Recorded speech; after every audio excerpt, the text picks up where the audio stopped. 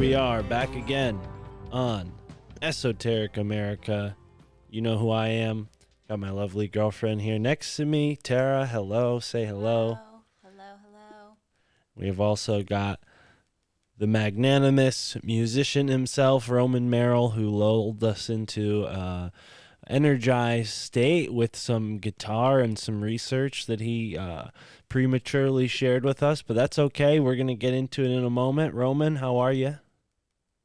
I'm doing well, sir. Glad to be back here again, gentlemen and gentle lady.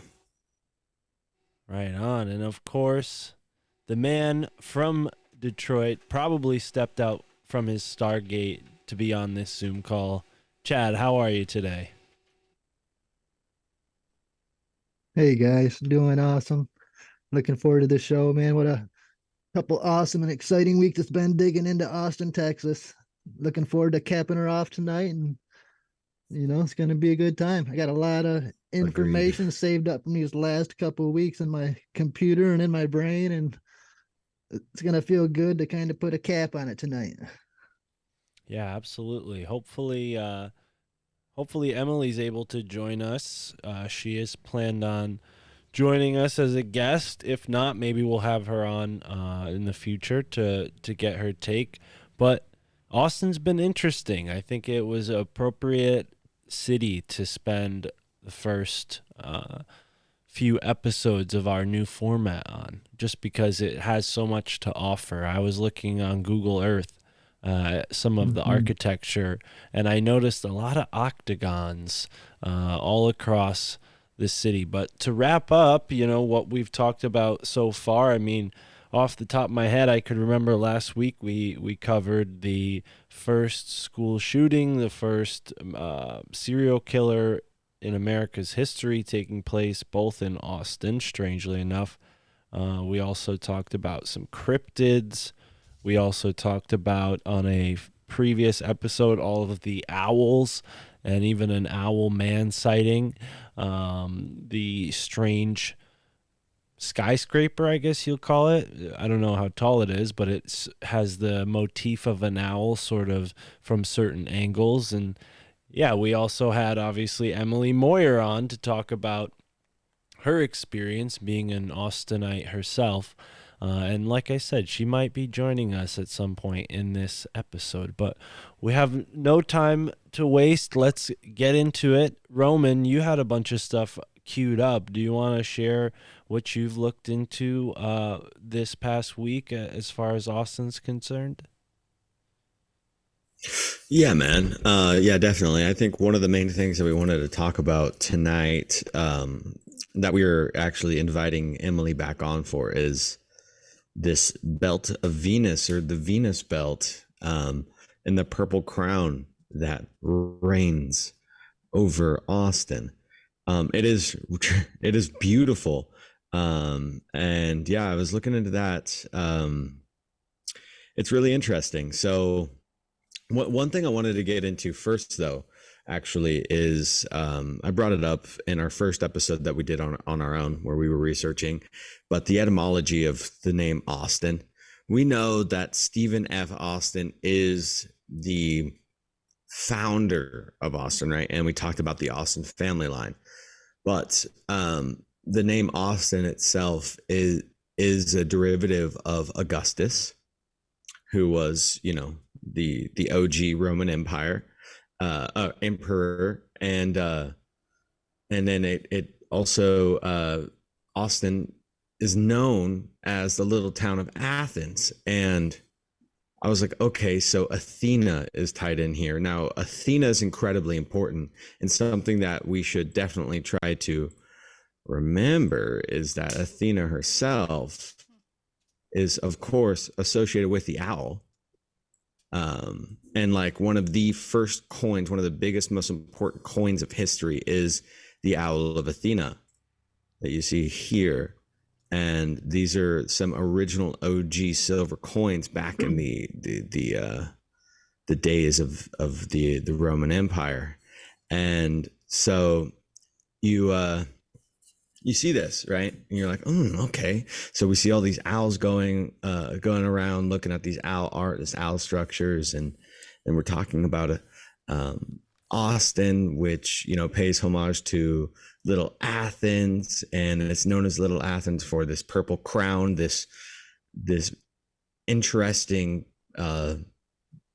celestial event that happens at sunrise and sunset.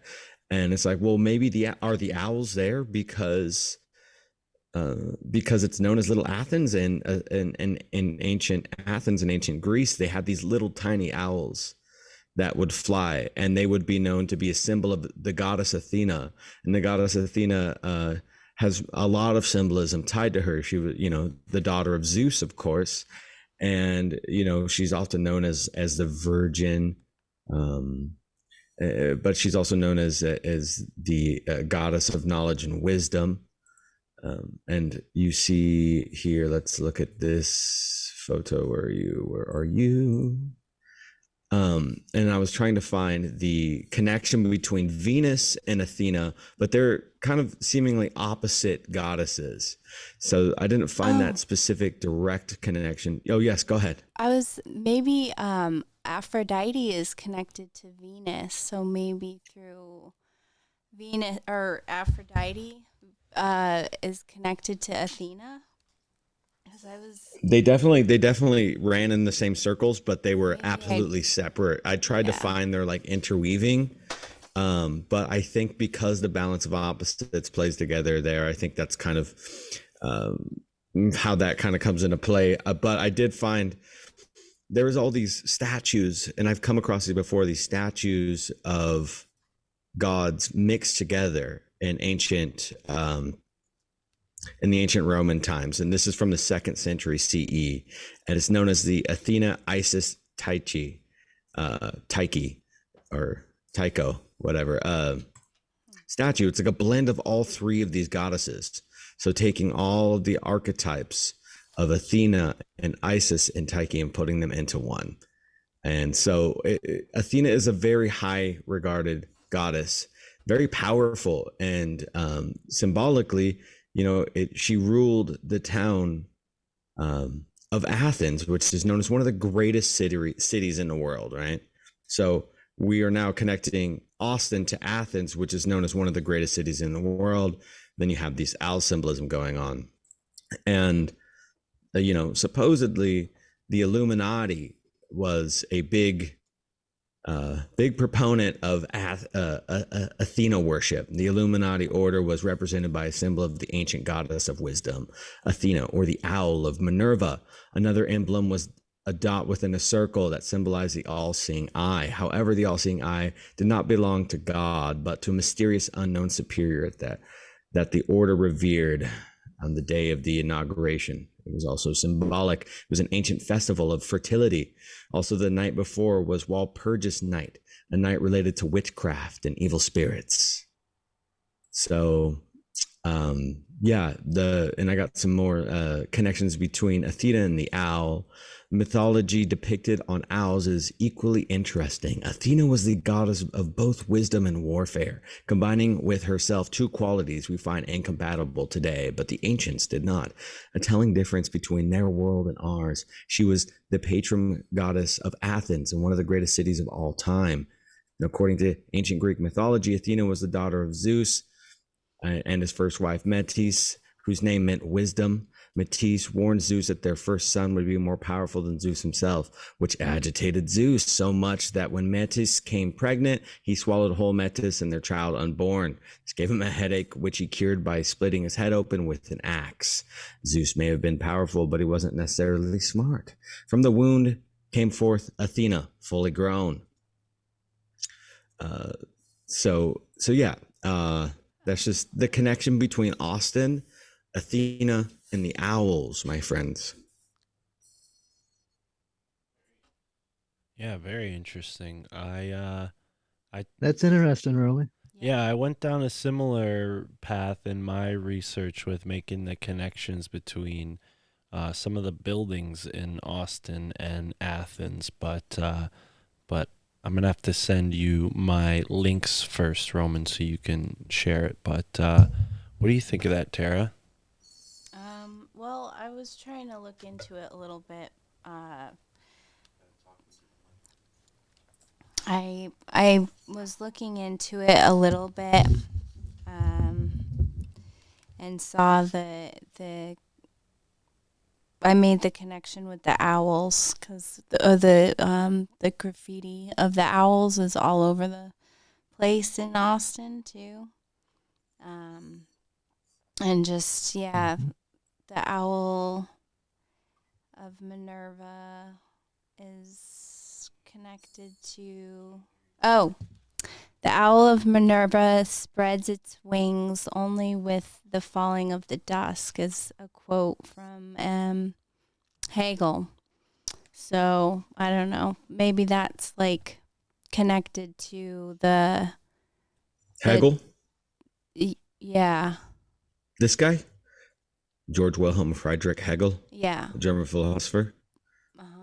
Apparently, he was he wrote the article or the journal, I have the those. prestigious journal. You Yeah. do? Yeah. Yeah, Yeah. pop those puppies open. Let's do some biblio. No, it's not. It's not. Bibliomancy. Yeah, let's do that. It's not what you think.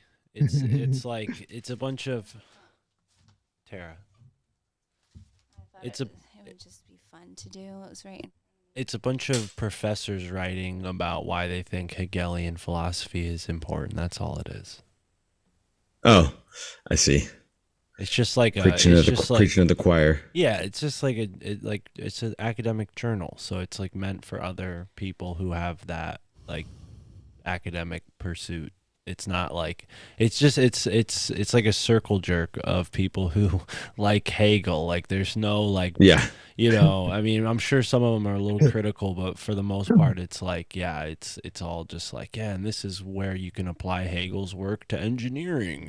Here's another example where you can apply Hegel to social situations. But if people don't know like why is Mark like talking about this guy?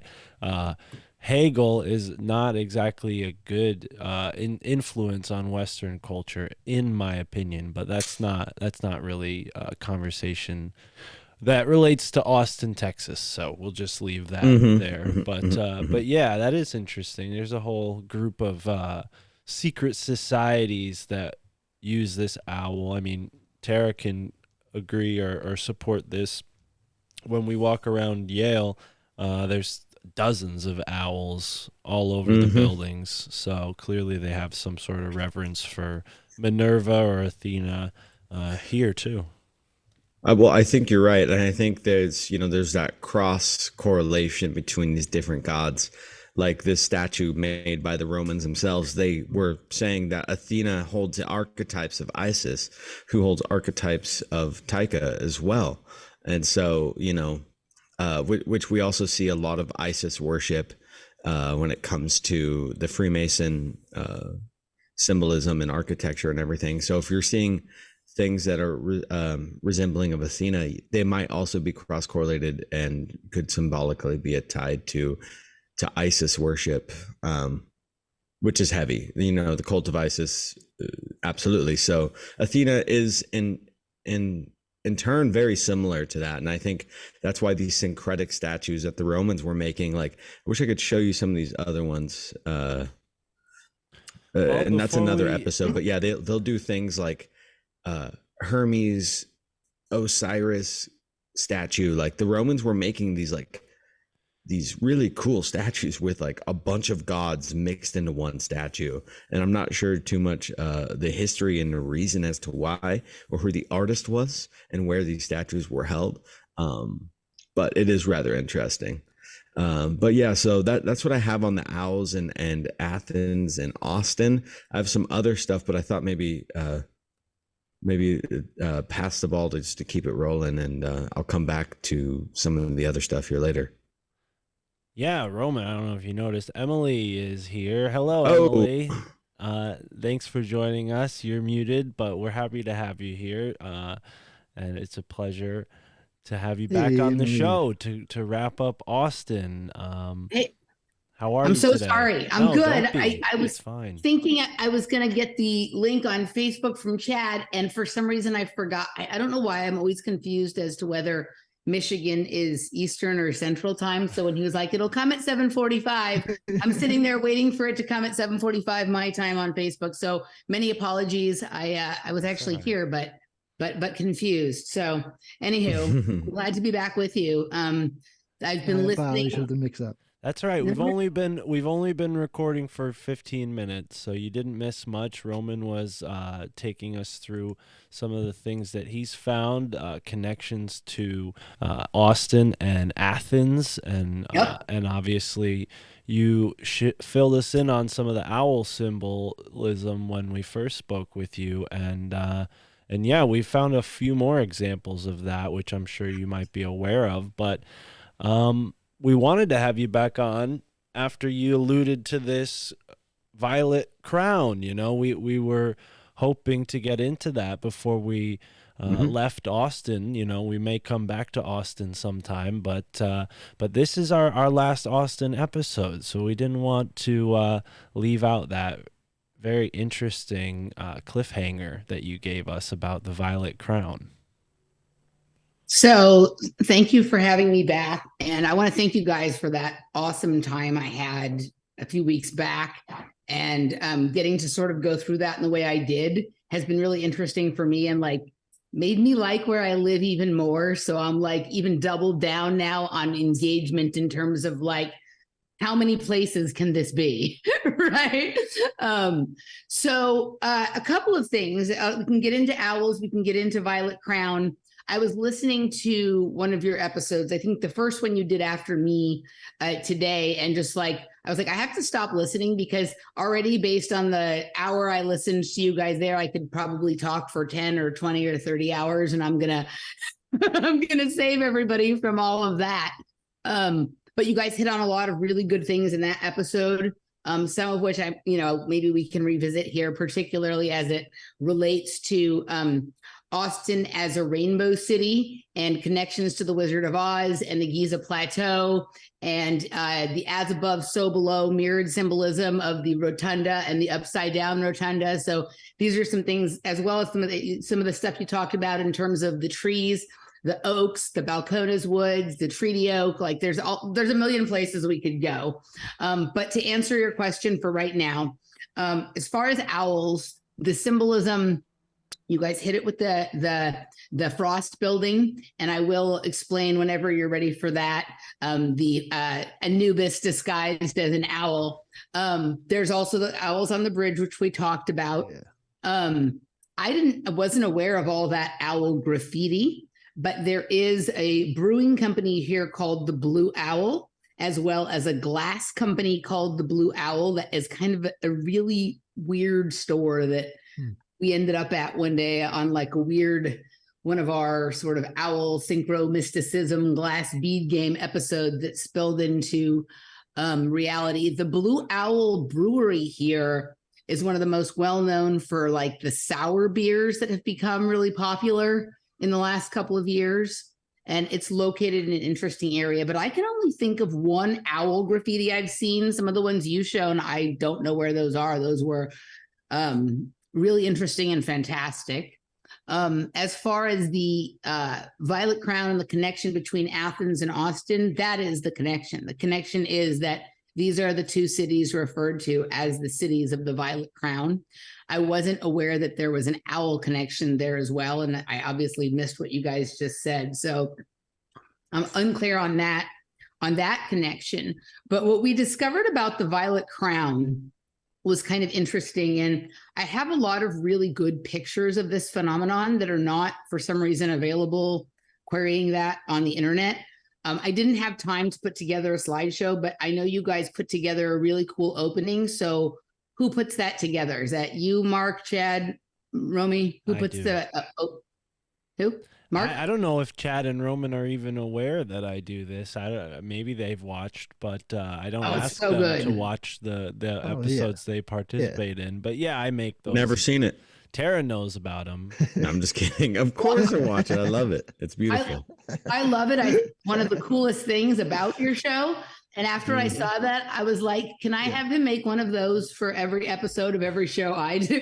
Like some kind of, it's really good. But I will send you a few of my best pictures of the Violet Crown. So you can include that in that if you like. All right. Thank you. So it's called the City of the Violet Crown, as is Athens. That's the other city with that name. Now, I had never heard this term, the Violet Crown, in the first 3 times I lived here. I wasn't aware of this nickname for Austin, nor had I noticed that there were any references to it in the sort of social pop culture memosphere or anything like that. When I came back here, I noticed the phenomenon, which is something I hadn't noticed before, which is this ring of violet colored light that circles the city. I don't want to say all days, every day at sort of sundown, but somewhere between many and most. And sometimes it's a full ring around the city, and sometimes you just see it on one side. I had never noticed it before, like my earlier times living in Austin. So I don't know if that means that it wasn't there or if it was there and I just didn't yet have the eyes to see or pay attention to those kinds of things. And so I thought that that was what the reference was, because I found out that they call Austin the City of the Violet Crown. I look around, I see it. I think we read something in reference to that. But what it actually refers to, according to the small amount of research I've done on it, was the fact that Austin was one of the first cities to have a level of electricity in it that could be viewed from very far away. So people who lived off in other parts of hill country, Texas, would be able to see this purple ring of electricity-based lights, supposedly, in the evening. And so they started to refer to it that way. There is now a trail. I think the trail's always been there, but I didn't notice it. That is in the Zilker Park area, called Violet Crown Trail. There's a private road here close by where we live, which is on the other side of town, which there's a lot of things in Austin that there's one on each side. You guys notice this with the creeks, right? That it's a city that exists between creeks, that exists between bridges. There's also a Violet Crown reference on each side. But there are also all of these other things with the title Violet Crown now. There's the Violet Crown Tattoo Parlor, the Violet Crown Social Club, the Violet Crown Jazz Ensemble, and the Violet Crown Movie Theater. And all of these exist in very close location to the areas that we were discussing sort of last time, that sort of downtown area between 12th on the north and between about Barton Springs or a little lower on the south, and then between Pleasant Valley and Lamar, right? And that is where the phenomenon maybe extends out farther, but when you're looking at it from within it, it looks like it's encapsulating that same area that I talked about. Michael and I also in an episode found our way out to something called, what's it called? The Violet Crown Amphitheater? That exists like out past sort of Beat Cave, in the Beat Caves area, out past like Westlake area, which would be like where Joe Rogan lives. It's sort of like the wealthy homes in the grassy hills. And there's this amphitheater and then this sort of very weird, what looks like a holographic or like virtual reality mixed media kind of city or like private community that they're building, that you're able to sort of from that location observe Austin sort of from up on the hill.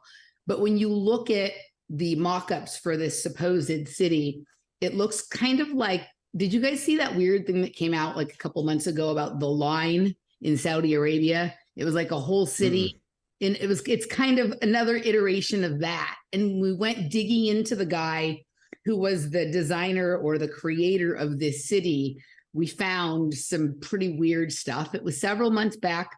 I don't remember all of the details, but on the last show, I put in the comment section for you guys the links to those 2 Glassbead game episodes that I made public, and that Violet Crown episode was one of them, and the details on this person and that development are there. But it's one of these really weird sort of scenarios where like, is this even a real person, or is this sort of like a cutout identity that was created to like do a bunch of weird stuff? Like he had some weird sexual improprieties, but kept getting like these larger and larger deals that he didn't seem to have the experience for. Like, I don't know, some weird stuff like that. But But there's now all of these references to the Violet Crown. And just like the stories about why you can't go into the water here, if you ask a different person in Austin, you'll get a different answer as to why you can't go in. If you ask them what the Violet Crown is, you'll get a different answer. So that's the deal with the Violet Crown. It makes for some of the most gorgeous evening sunset, visuals you can imagine. And some nights you get the complete upside down reflection of the city of Austin, as well as the colors of the sky. And it looks like kind of like what you showed in the owl's eye on that one piece of graffiti, where the skyline was there with the pink and purple, but you see it both ways, like upside up and upside down. It's really interesting, whatever it is. I have some theories as to what could be causing it that we can go into if you want, but what do you guys have to say? First question is, what is the name of that town? Is it still just considered Austin, or does it have another name? Where the neighborhood? Where the Violet Crown Amphitheater is? Yeah, that you were just describing, that's similar to the smart city situation. Okay. Let me see if I can find. I'm pretty sure. I'm not sure if it's in what's considered Westlake or if it's in.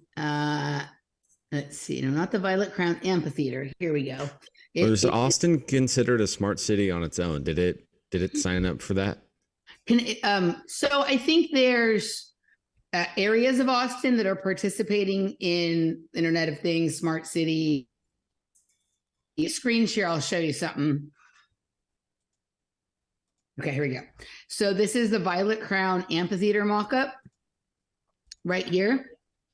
And it's off of Highway 71 in Southwest Austin. It's a music venue. And then there's all of this other stuff that was being built up around it. So I don't know if it's actually considered Southwest Austin or Bee Caves, but it sort of sits on the border. It's Bee Cave, Lakeway, Cedar Park. Like there's all these areas that sort of come together outside of Austin to the west of it.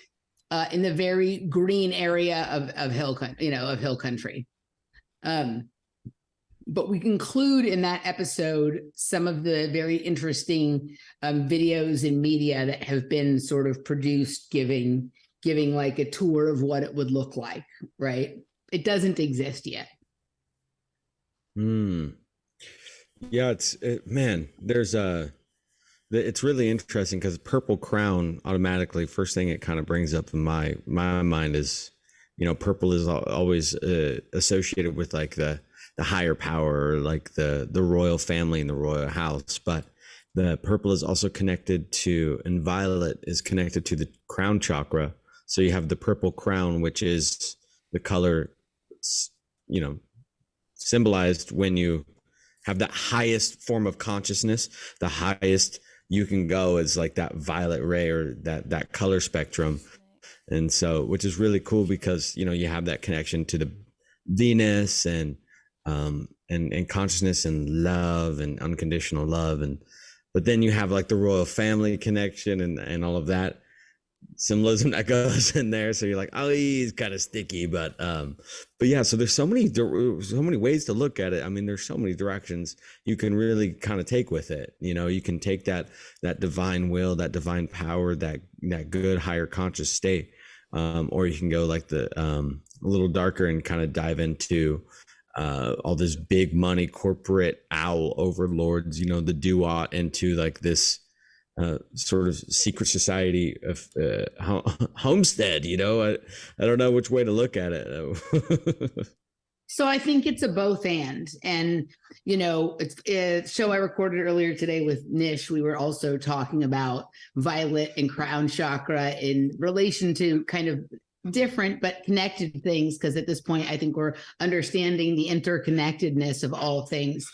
So the other thing I think about when I think of violet is ultraviolet light or black light, which for any of those who've been to like a Hot Topic or a Spencer or a rave in the 90s, that things that you can otherwise not see, you can see when it's under the black light or the ultraviolet light. Like it provides a different light spectrum, but also it highlights the unseen, like every little piece of fuzz that your cat chases around and you normally can't see. When there's a black light, you can see it, right? So it's that frequency highlights the unseen. And it's not a mistake that you see like the Li-Fi and the weird lights in certain areas of town under bridges where homeless people live, where there's a lot of strange incidents. I think that this creates a field for a lot of unusual sort of anomalies, but it's also, like you said, with the crown chakra, I think as we sort of push the energy up and elevate in this way, things that have been hidden in plain sight are going to become plainly obvious to us, right? We're going to see that there's a lot of stuff that has been the lore of legends and myth and whatever is actually present in our reality if we have the eyes to see and the awareness to unpack what it is we're actually looking at. And that is definitely a crown chakra, capability. And then there's the, idea we're aware of the crown chakra, but some people think that there's more chakras that exist like above our head. And this gets into that area where, indigo or violet or whatever come back around towards red, and you get that sort of magenta tone, which is like a pretty high vibration. Like when I am having, like I have a sort of light spectrum remote view kind of thing that I do in certain instances, like the highest vibration thing that shows up on those are always that color between violet and red, that like purplish magenta sort of color, right? The thing that I'm going to be attracted to in the room will always be lit like that, right? So, and can I make a kind of a random connection? Hi, Emily, by the way. Hi, Tara. Nice to see you. You too. With the crown, it's also called the belt of Venus, right?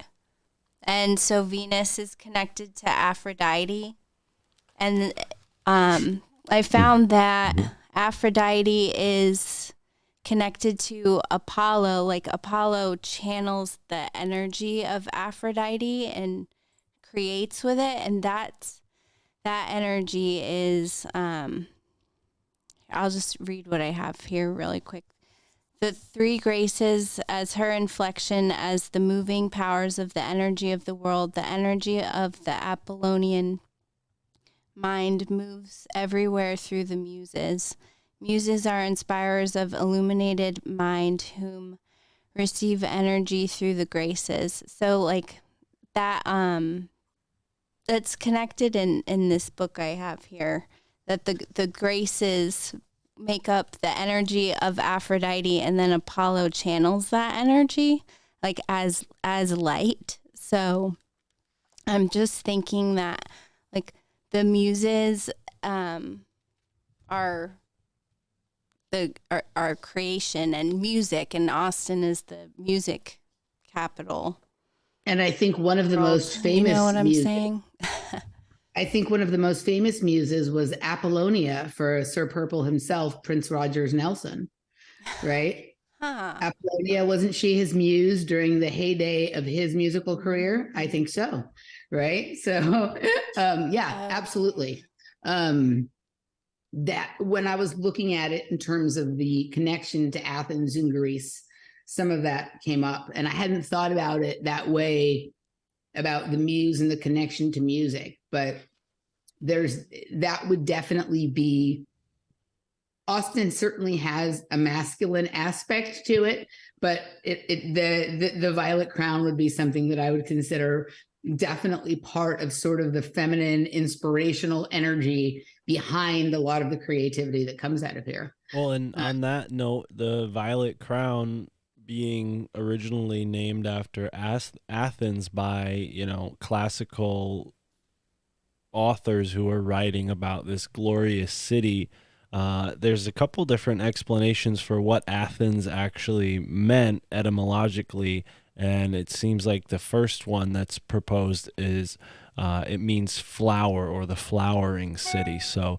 that is interesting. I mean, violets are a type of flower, and also We have this sort of feminine energy in flowers as well. So yeah, kind of all There's coming the together here. flower of Venus too, that shape that Venus makes as it makes its elliptical rounds. So you guys seen that on the Tycho Brahe model where Yeah. they show that the flower of the Venus too. That's kind of cool because they call it the belt of Venus, purple crown.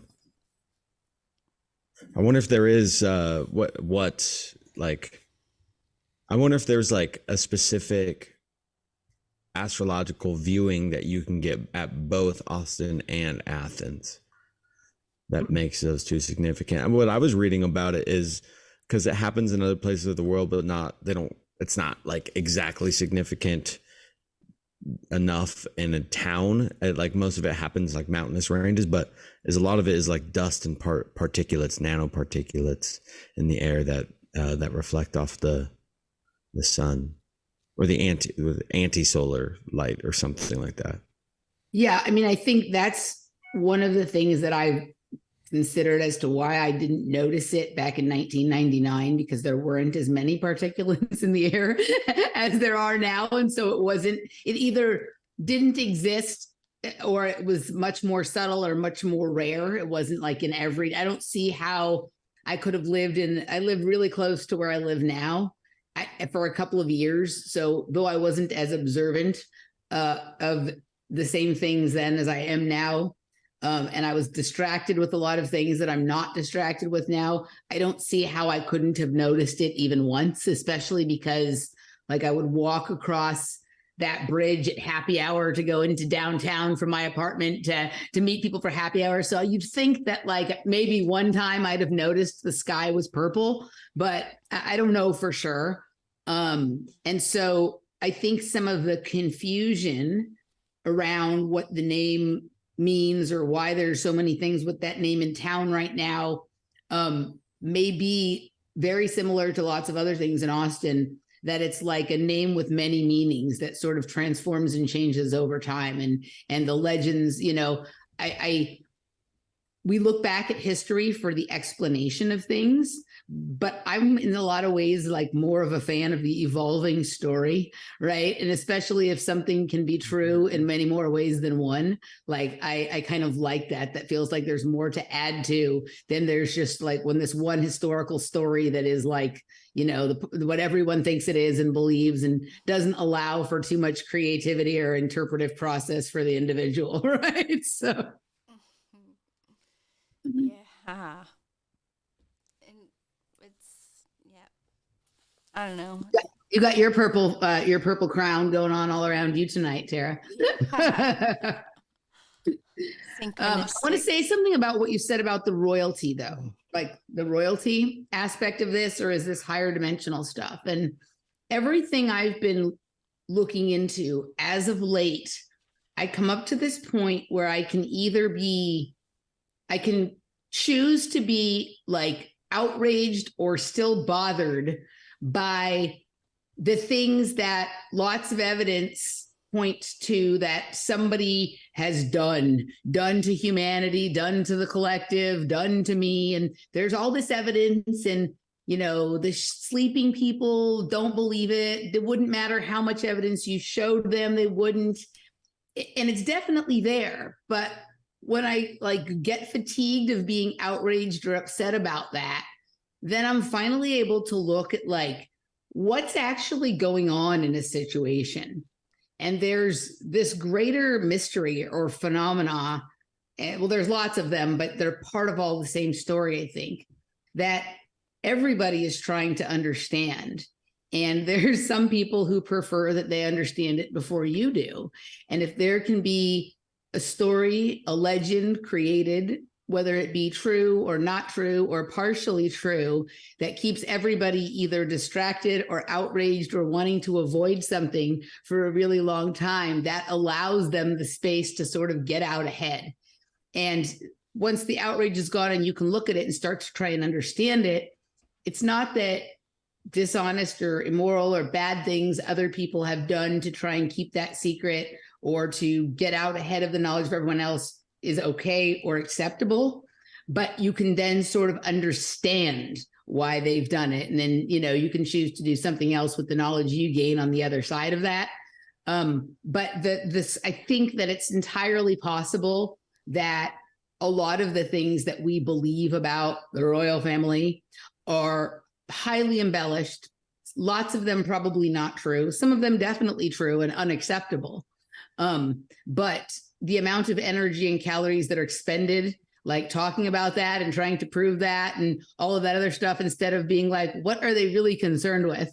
Right? Like, what is the thing that they actually want to know that they don't want other people to know? You can't know that while you're still mad about the secrets they're keeping from you. Right? And I'm not suggesting that it's okay, but that getting to the sort of unactivated point by all their shenanigans allows for like the bird's eye view of the room instead of like being lost in the chaos of it. Right? So Yes, I agree on that. Absolutely. I think I think just like modern like Freemasonry and other like assemblies, there's a lot of power that is just like kind of lost, or it's more of a mockery of what it might have used to have been. Like being the king of Bohemia, being Rudolph II at one point meant something more than being the Queen of Elizabeth does now in like modernity. Like the Queen of Elizabeth. It used to mean something, huh? I don't think the Queen of Elizabeth has much, but maybe the Queen of England has a lot of power. Yeah, the Queen of Elizabethtown in Georgia. But no, I was gonna back up what you're saying about Freemasonry. Remember when we were talking about like the weird crimes in Austin and how maybe those were Masonic. So in this Royal Masonic, to bring the Royals into it, Royal Masonic Cyclopedia, it says that the first Grand Lodge was granted by, well, it first was in Brazoria, Texas, but then it shut down after or during the war with Mexico.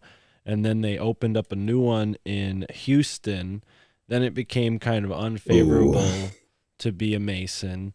And then after that, they opened one up in San Felipe de Austin. So this was still before Austin became the city that it was. So this Masonic Lodge was right there, seemingly in the beginning of Austin's history, or at least at 1838. So when it was still being referred to as San Felipe de Austin. This book was written in the 1850s. So, but then it says that they then took it upon themselves to move to Galveston, which, remember, we referenced Galveston and how they have that big blue pyramid there.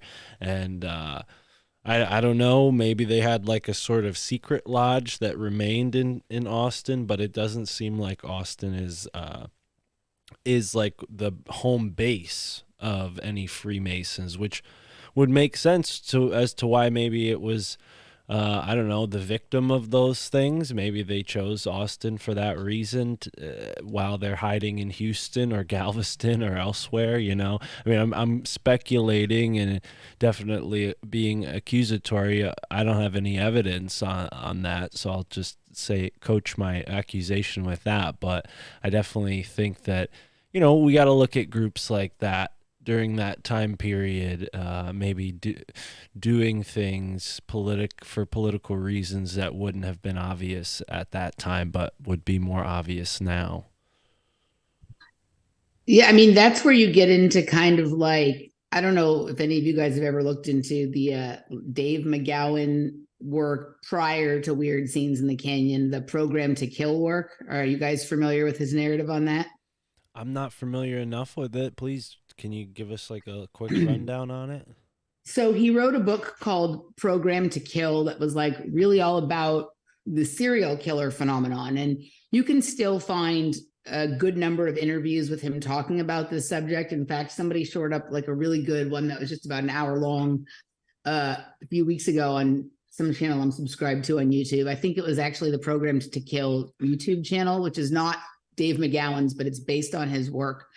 And he talked about the Laurel Canyon stuff in there, but he also talked a little bit about the Program to Kill. And what he found was that serial killers largely became a really convenient and effective in multiple ways story to cover up political crimes, assassinations, things having to do with cartels, organized crime, other things like that. So you might find someone who committed one crime or two, right? And who was a screw or two loose, and just sort of paint all of these other things, like tack all these other crimes on, whether they were already pre-existing in that area, or when you knew, like, okay, this guy's on the loose here, we can do all this stuff, we can go and take out, like, you know, these people that are problematic or know this, that, or the other thing, and sort of tack it on to some of them. And some of them were just straight up patsies, the same way they are with the school shooters now.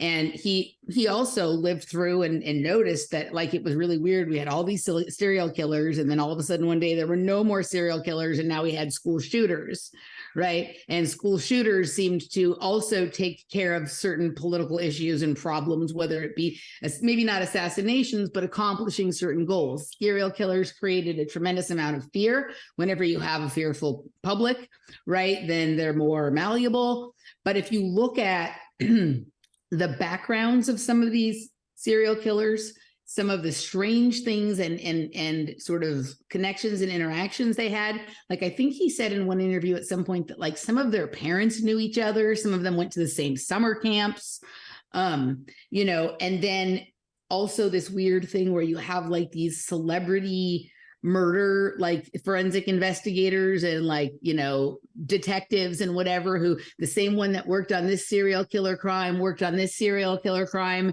And so, okay, like, you could make sense of that and say, well, this person is the best, so we bring them in for all of them. But, like, how good are they if it took 3, 6, 9 months, 2 years, 10 years? Some of these killers still haven't been found. Why would you bring in that same person to work on something else? And it seems like as soon as certain private detectives or forensic investigators or pathologists got hold of something, the narrative shifted, just like in other political crimes. So you see with the serial killer phenomenon, which you wouldn't think of as overtly political, in the same way you think of terrorism or assassinations of the JFK or RFK or whatever type. Like, you see all the same fingerprints there. And so, to your point, to what you were alluding to, I think a lot of things that have been blamed on crimes of passion or weird, like, even maybe further back, like when I was listening to some of what you guys were talking about in terms of the Native Americans, like, they would be accused of having committed barbaric crimes and things like that, right? I think that, like, they took advantage of the fact that they had spatial and temporal control of locations to make things appear a certain way. Like, they ordered things in space and time in such a way that it appeared to be something when it was really something else. And I think that phenomenon persists now. And I think, you know, I think the lodge in modern times is very different than the lodge of old, just in terms of where, how, and when these people congregate and what they see as the floorboard. Yeah, absolutely. Well said. I think there's a lot to look into with these crimes, and it's just too coincidental that two of the record breakers, you know, firsts happen to be in Austin, right? The first serial killer, the first school shooter. You know, obviously that big tower has a sort of, as Chad showed us in the last episode, this sort of like color phenomena that where, you know, they're shining these lights on it, and, you know, maybe that stands for something. It's sort of an ominous tower, especially after everything that's occurred on the premises. So yeah, I don't, you know, I've never been to Texas, but I remember when I first heard about, like, Joe Rogan moving to Austin, and then the whole comedy scene kind of blossomed in Austin in a way. Right now, a lot of comics are going there, and I start hearing, like, you know, just things here and there from comics on podcasts about Austin, and it has like a sort of like interest, like the guys who are a little less honest are all like, yeah, it's great, it's amazing, and the people who are a little more honest, so to speak, are like, yeah, there's homeless people everywhere and it's dangerous. And you obviously there's a spectrum of perspectives there. Some people are putting themselves in dangerous situations and others aren't, but I wonder if the homeless situation, where they're like seem to be flooding homeless people in certain areas, I wonder if that is used in a similar way for political reasons, right? Like they ship these people on buses from certain areas to other areas, and Austin seems to, again, I've Yes, never been there before, but definitely a part of city planning. yeah, if what I hear is correct, then it seems like Austin has that homeless kind of issue as well, as many cities do, specifically cities that seem to be more left-leaning politically. So you said a couple of things there that are interesting to sort of respond to. First, as far as the relocation of the sort of comedy scene to Austin, like if you look at Austin has always been a comedy hub. Bill Hicks is from Austin, right? And so there's always been Nice. some of that here. Well, I mean, he grew up I think he grew up in Houston, but came here fairly early on and was living here during, a lot of his formative years as a comedian. But he was at Austin Access Television in overlapping times with both Alex Jones and Freeman. I think there was some overlap, maybe not Freeman. I know there was some overlap, but it was all kind of in the same few period, few years there. There's a couple of things about Austin that the other thing with these comedians that are coming here, a lot of them are very into fitness, whether it be MMA or jujitsu or just weightlifting or other yoga, different kinds of things, right? If you look at that whole crew around those people, comedy and fitness, it's train by day, Joe Rogan by night, all day, all night, right? I think is what it says, something like that. This city is uniquely benefits those who have good humor and good physique, good energy, right? Like if you're fit, both like mentally and physically, and part of being fit mentally, and I think being a good match for this city is being more humored by things than you are bothered by them. Right. And then the fitness, like this is a very much a similar to California in that it's very warm here. So people's physique is sort of important, but also there's a lot of activities to do here, right? It's warm here. There's paddling and rowing and running and rock climbing and all of this kind of stuff. It's a very sort of fitness and athletic based place. But also, I think both of those are required for like the challenges of the upper layers that can be achieved here in Austin, right? These other realms that we're talking about, I think require quick wit, fitness of body, fitness of mind. And so that is the archetype of someone who will do well here, in my opinion. Yeah, sounds very Andrew Tate, or that guy that was like around Kanye. Like it seems like there's like a weird overlap, considering what we just talked about with Program to Kill, with like these like handler types and the fitness, type, what do we call them? The personal trainers that all these celebrities have. Right, the Harley Pasternaks. Yeah, right? Yeah. I think both. Right. So I think there's the dark side of it, and then there's the other side of it, right? There's the people who are like genuinely partaking of this from their own space and not from some other kind of thing. Both things exist here. You said something else after you asked me about the comedy people moving here that was interesting and that I wanted to respond to, and I can't remember what it was. What was the other thing you said? Homeless being used for political reasons. Homeless. Yes, they definitely, there's definitely this weird phenomenon of like, the homeless will be allowed to congregate and build up and all this crazy stuff in one area for a bit. And then suddenly they're gone, right? Like overnight, like you don't see it happening. It's just, they're gone.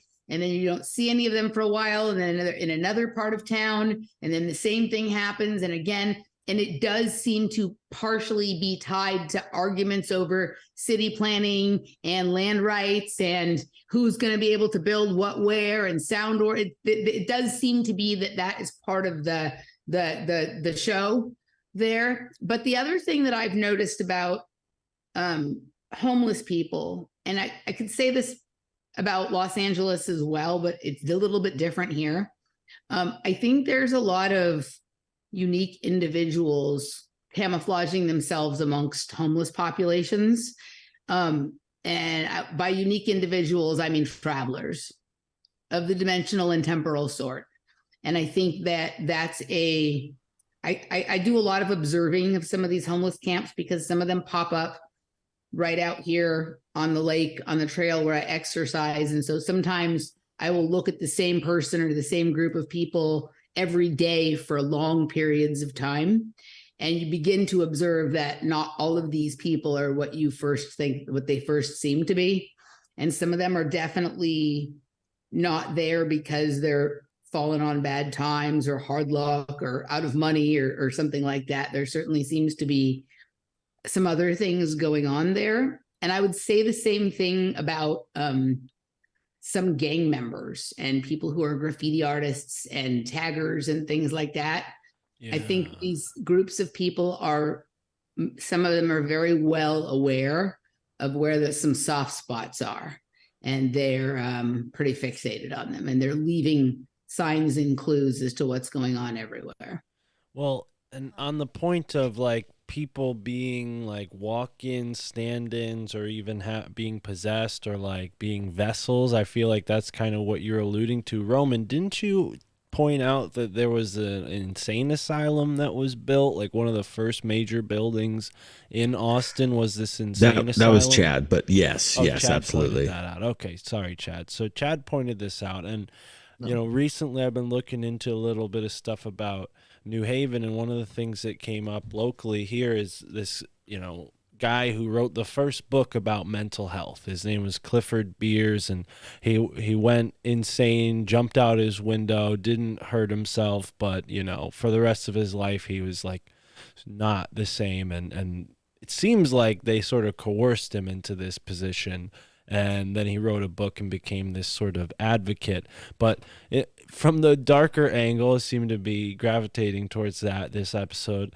It seems like there's an occult reason possibly for having these empty vessels wandering around. I mean, you have this asylum movement where they're bringing all these people into these asylums. Who knows what happens to them? A lot of these asylums coincidentally are built near mounds. We've established that on this show.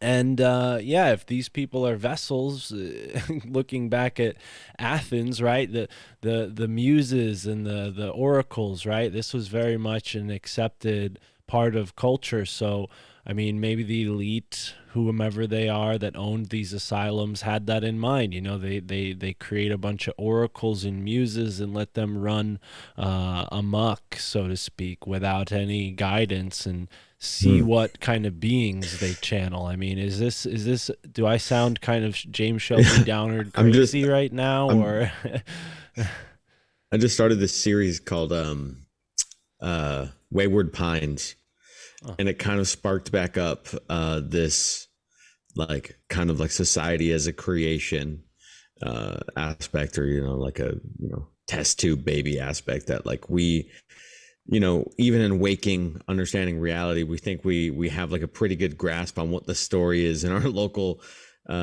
scene in society. And I'm not a big proponent on simulation theory, but I do like to ponder it at times, and just thinking of society as some sort of simulation when you talking about using human subjects and turning them into homeless street people so you can paint a narrative or a political sway is really interesting. But it is happening nonetheless. Like, I know for a fact, and I wanted to bring this up too, because there's a lot of associations between Portland and Austin.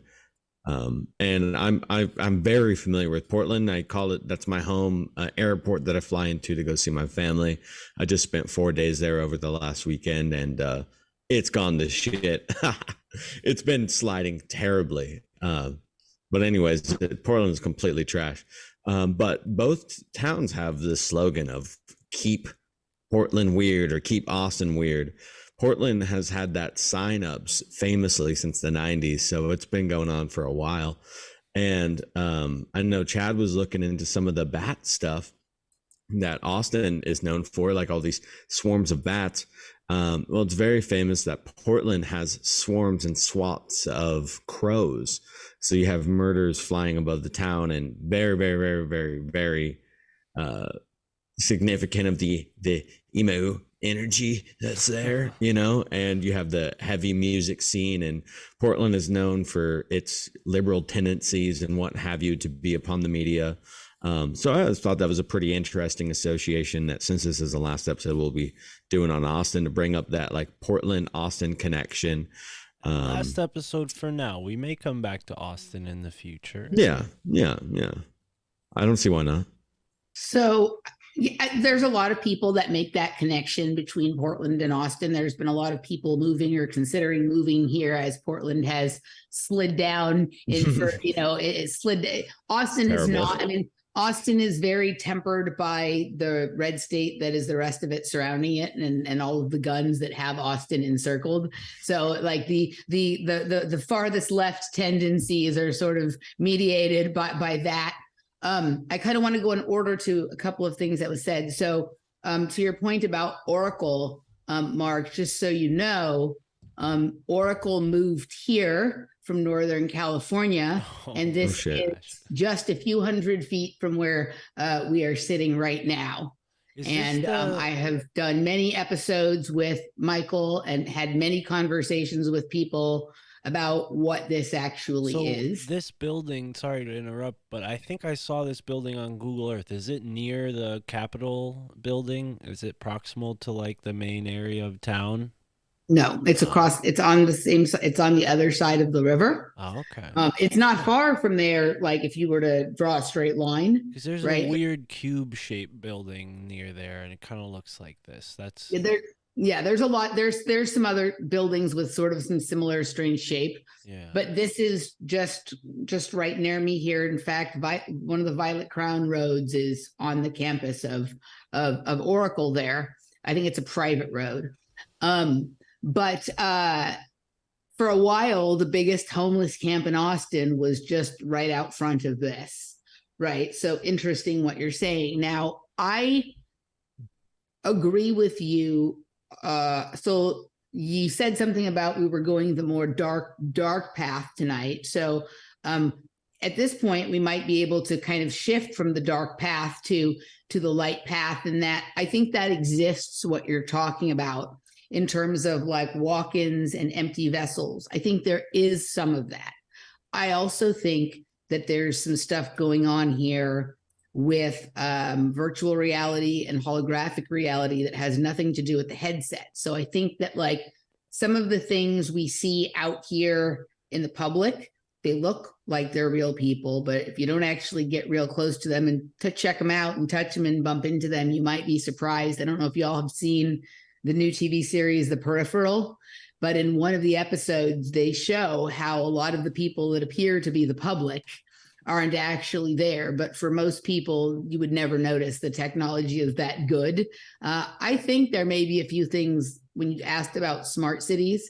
I think more than what we think of as a smart city, though that's definitely going on here, there's some more exotic things being experimented with here. That some of the issues with light spectrum technology that exist because of some of the nature here, some of the possibilities allow for on a greater level. But what I was talking about is literally real travelers, people whose body have traversed timelines, dimensions and whatnot, and they are hiding amongst the group of homeless people. In some cases, some of these people I think are graffiti artists or taggers. Maybe they're hiding amongst gang members. But some of the tagging that I see is in areas that I have identified as what I call jump off points, right? That I've seen and felt enough weird stuff there that I'll be like, there's something here, and I'm busy, I'm looking at it, I'm testing all my angles, doing all my stuff, and then suddenly like a graffiti tag that will show up there that I've also seen at another place that I've identified as being one of these spots, right? And I think there's some communication going on between people. I think they're trying to remember the spot that they came in at or left at, and also leave clues behind for other people. But I think that there's a variety of things going on with some of these people. I think there's like a few different variations. Holy shit. That's pretty crazy. Yeah. So I think that Austin is particularly good. I think cities in general, but I think cities at particular times and cities that have particular features become these sort of junction points or whatnot between the layers or the realms. And a lot of the activity that takes place there is because of that, or sort of part of the effect of that. And I think that right now in Austin, and I don't know how long these periods last for, but a city that I would say has definitely experienced that is Detroit. I think Detroit was a portal that everything was poured into, and then everything was sucked out of at sort of a later point. And then now you have this sort of repopulation of the realms of Detroit, the many layers and levels of Detroit that is going on, that I think is based on some sort of astronomical or energetic cycle. And I think Austin is in something right now. And I don't know if this period lasts 50 years, 100 years, 200 years. I don't know if it's an empire. I don't know what we're at. Even though I think it's been going on here in Austin for a number of years, I still think we're in the early days of it. We're still on the upswing. Austin has not hit its peak yet.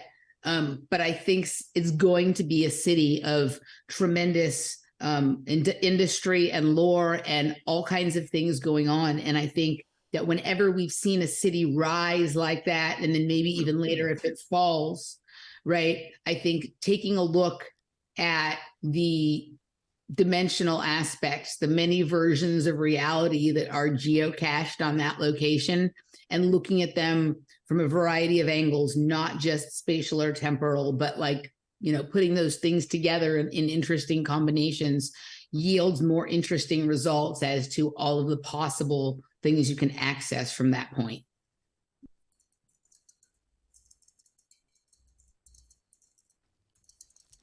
Would that be like talking about how, like in one of the last episode that you were on, the graffiti with the rainbow, and like I had a personal connection to it, and so like that's it's like me on a personal level is one dimension, and then sharing it is another dimension, and then the like us all seeing that synchronicity is another dimension, and they all are fluctuating. And when you sent me the email where you were sharing that story, you told me, and then in the email, and then I told Laura, and then right after I told Laura, there was one person coming towards us on the trail with the Pink Floyd shirt, and then another person, right? One after the other, right? So yeah, this all gets into it, right? Yeah. But that I see that Romy has his Pink Floyd shirt on tonight, right? And that was the sort of rainbow spectrum that we left off with the last time I was on. And I did want to chat a little bit about some of what Chad showed in the next episode you guys did as it relates to the sort of pyramid painted in the crease of a building downtown, which I have also featured on a couple shows that I've done. And then also this Temple of Light, which I was not familiar with. Like, I've learned some things about my city from y'all's presentation, because I'm not as much of a history buff as some of you all are. I just go outside and use my own intuition and my own senses and my own experiences to sort of decide what things are. So I'm excited to go to that Temple of Light, and I can't decide if I want to go right away or if I want to wait for you, Chad. I'm playing that game in my mind right now. But that pyramid that you showed is one that I showed as sort of like the capstone or the cherry on top for some narrative I was doing in one of my shows at one point with Michael. So I kind of wanted to talk a little bit about Austin as a full spectrum light city, as a rainbow city, its connection to the Wizard of Oz, which I think you also brought up, Sarah. And we can talk also a little bit about the mound in Butler Park if you want. So whoever wants to take me away in the direction you want to go to, I'm game for any way you want to play it. Go ahead, Chad. We haven't heard much from you yet. Go for it.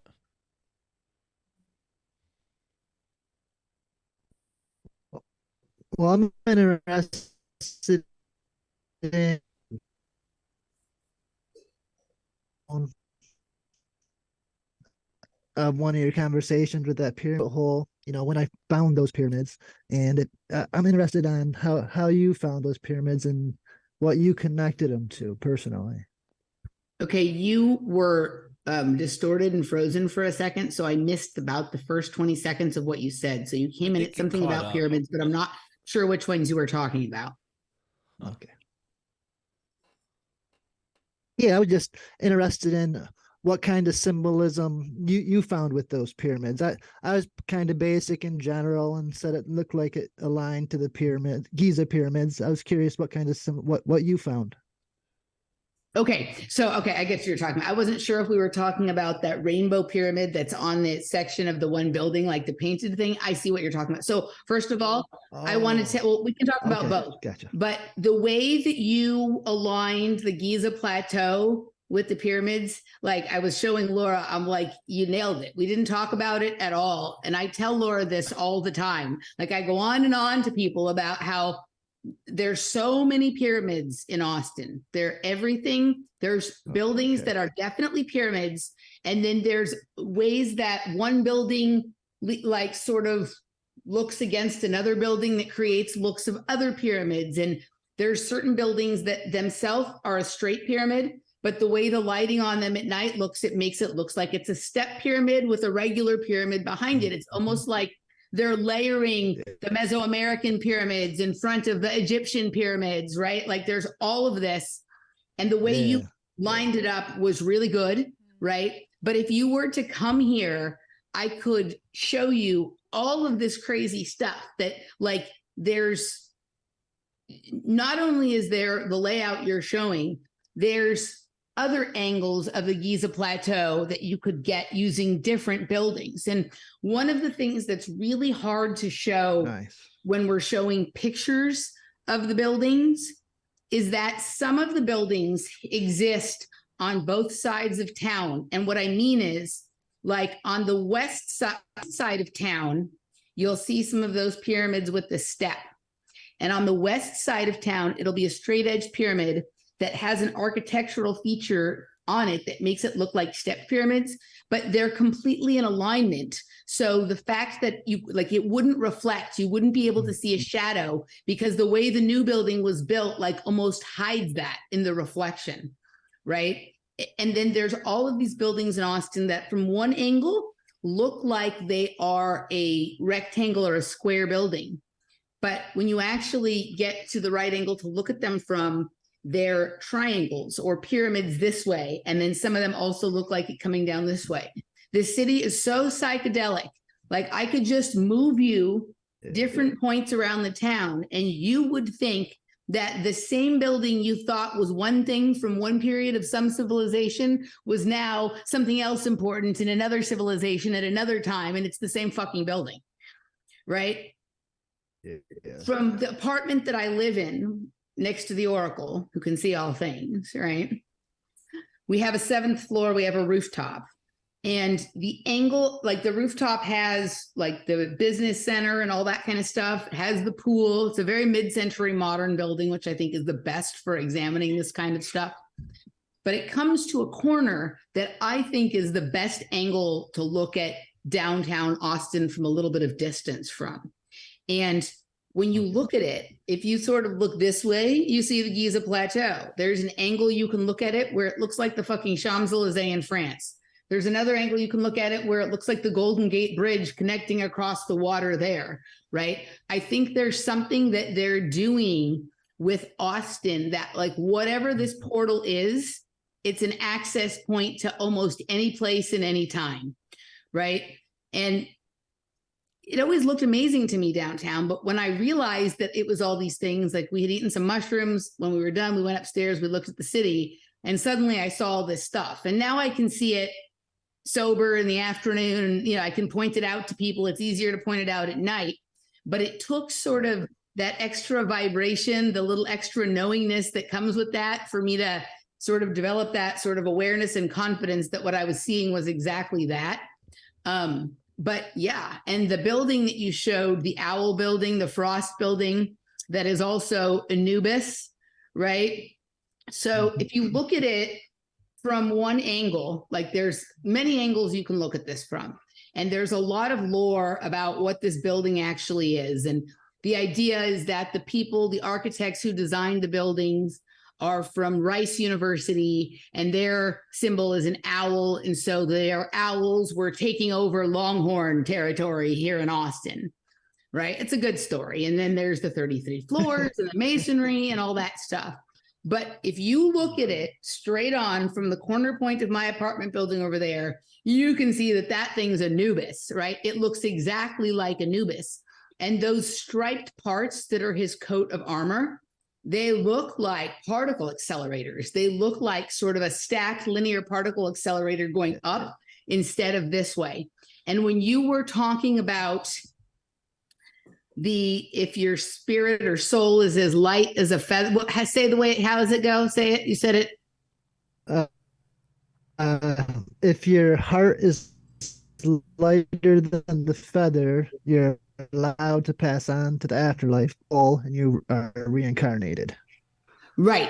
Okay. So one of the and you were talking about earlier that in the Butler Park, they had the children's water fountains that light up rainbow colored, right? And then you held that multicolored pyramid graffiti next to them, and you showed how each little fountain was like a little cone or a little pyramid like that. And you said, there's nothing more lighthearted than children playing in the water with the rainbow lights, right? And I think that is the magic of this city. Like there is the sort of, what was the other side of the prayer or the saying you said about Anubis with, if your heart is light as a feather, there was like a darker side to it too. If it's heavier than a feather, you're reincarnated. Right. Okay. So, right. So there's an aspect of Austin, and I've experienced it where I was heavy, where my heart was heavy, where I was sort of swimming in that darkness.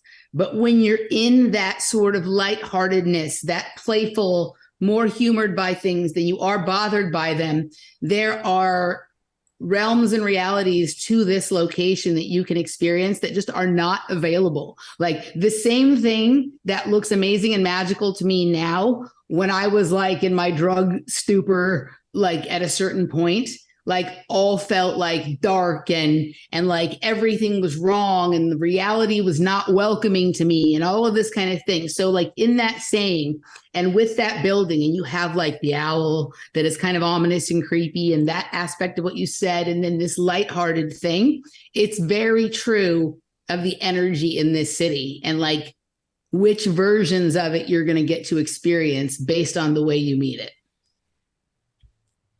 Love it. Love it. So I guess the big question for me would be, all that being said, architecturally, do you think the architects all got together and did this intentionally? Or do you think this was destined for Austin? I think about this all the time, right? Like I think about how, because I know what Austin looked like the first time I visited here, the first time I lived here, and what it looks like now and all the times in between. It has to have been that someone had some foreknowledge. And I think what happened is I think that somebody or many people, I think the secret societies and the architects, and which is another way of saying Freemason in some level, I think these people are travelers. I think they extend themselves into other spaces and places and times, and they get a peek.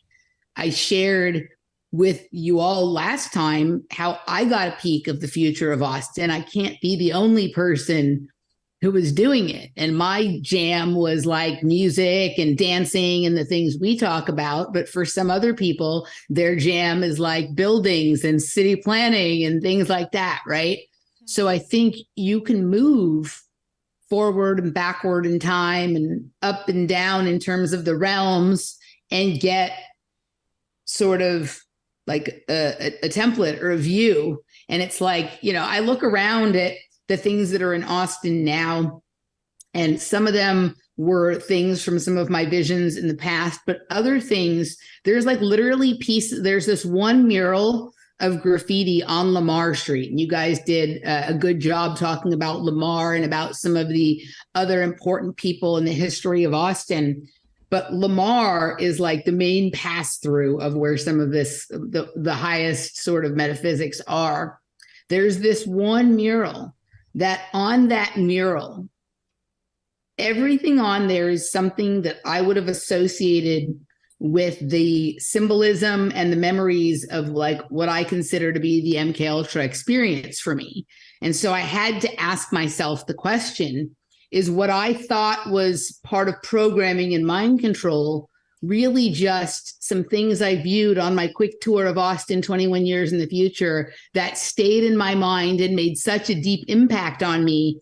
And because as we do as human beings, we think of like the nefarious or the negative or the someone else doing it aspect of things before we think of like, well, wait a second, maybe like I looked into the looking glass and saw something that stuck with me and it shaped the way that I developed ever since that point, right? I don't know.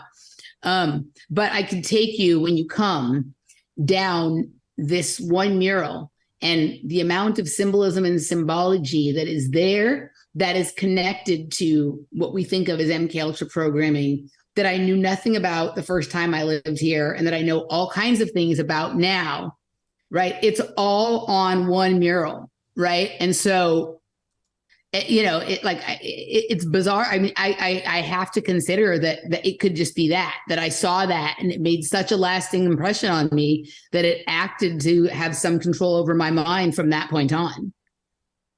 And that there wasn't even the necessity of there being any programmers or handlers or anything like that, right? So I think that this is a good spot for that. I think, the same thing, maybe different iterations could be said of your spot in Detroit. And, we've talked about some of the similarities between the two locations. Who was the one who brought up last time that the other name for Austin was Waterloo? Was it you, Romy, or was it you, Mark? It was Mark. I might have brought it up. I also just learned from reading from this book that that it was also called the Holland Lodge. So, Waterloo, Holland, there seems to be something to that. Australia also, I learned today, used to be called New Holland when the Dutch found it. So Waterloo is another thing that at the time that I lived here before, I didn't know that used to be a name for Austin. I always was aware that there was Waterloo things here. Like if there's a famous record store here called Waterloo Records, there's all kinds of businesses with the name Waterloo in it. But that's a Dutch name. And one of the things that I have observed in my trying to understand sort of the metaphysics and the sort of like cosmology or like Earth scenario for what's creating these phenomenons in Austin is I appreciate and spend a lot of time understanding the FPV Angel material. And they have this one video that I could have sworn that they were using Austin as the location to show how the particle accelerators generate these sort of rainbows that are the sort of boundaries of a certain energetic field. It looked almost exactly like downtown Austin, but when I asked them what city it was Rotterdam, right? So that's interesting that this is called the New Holland.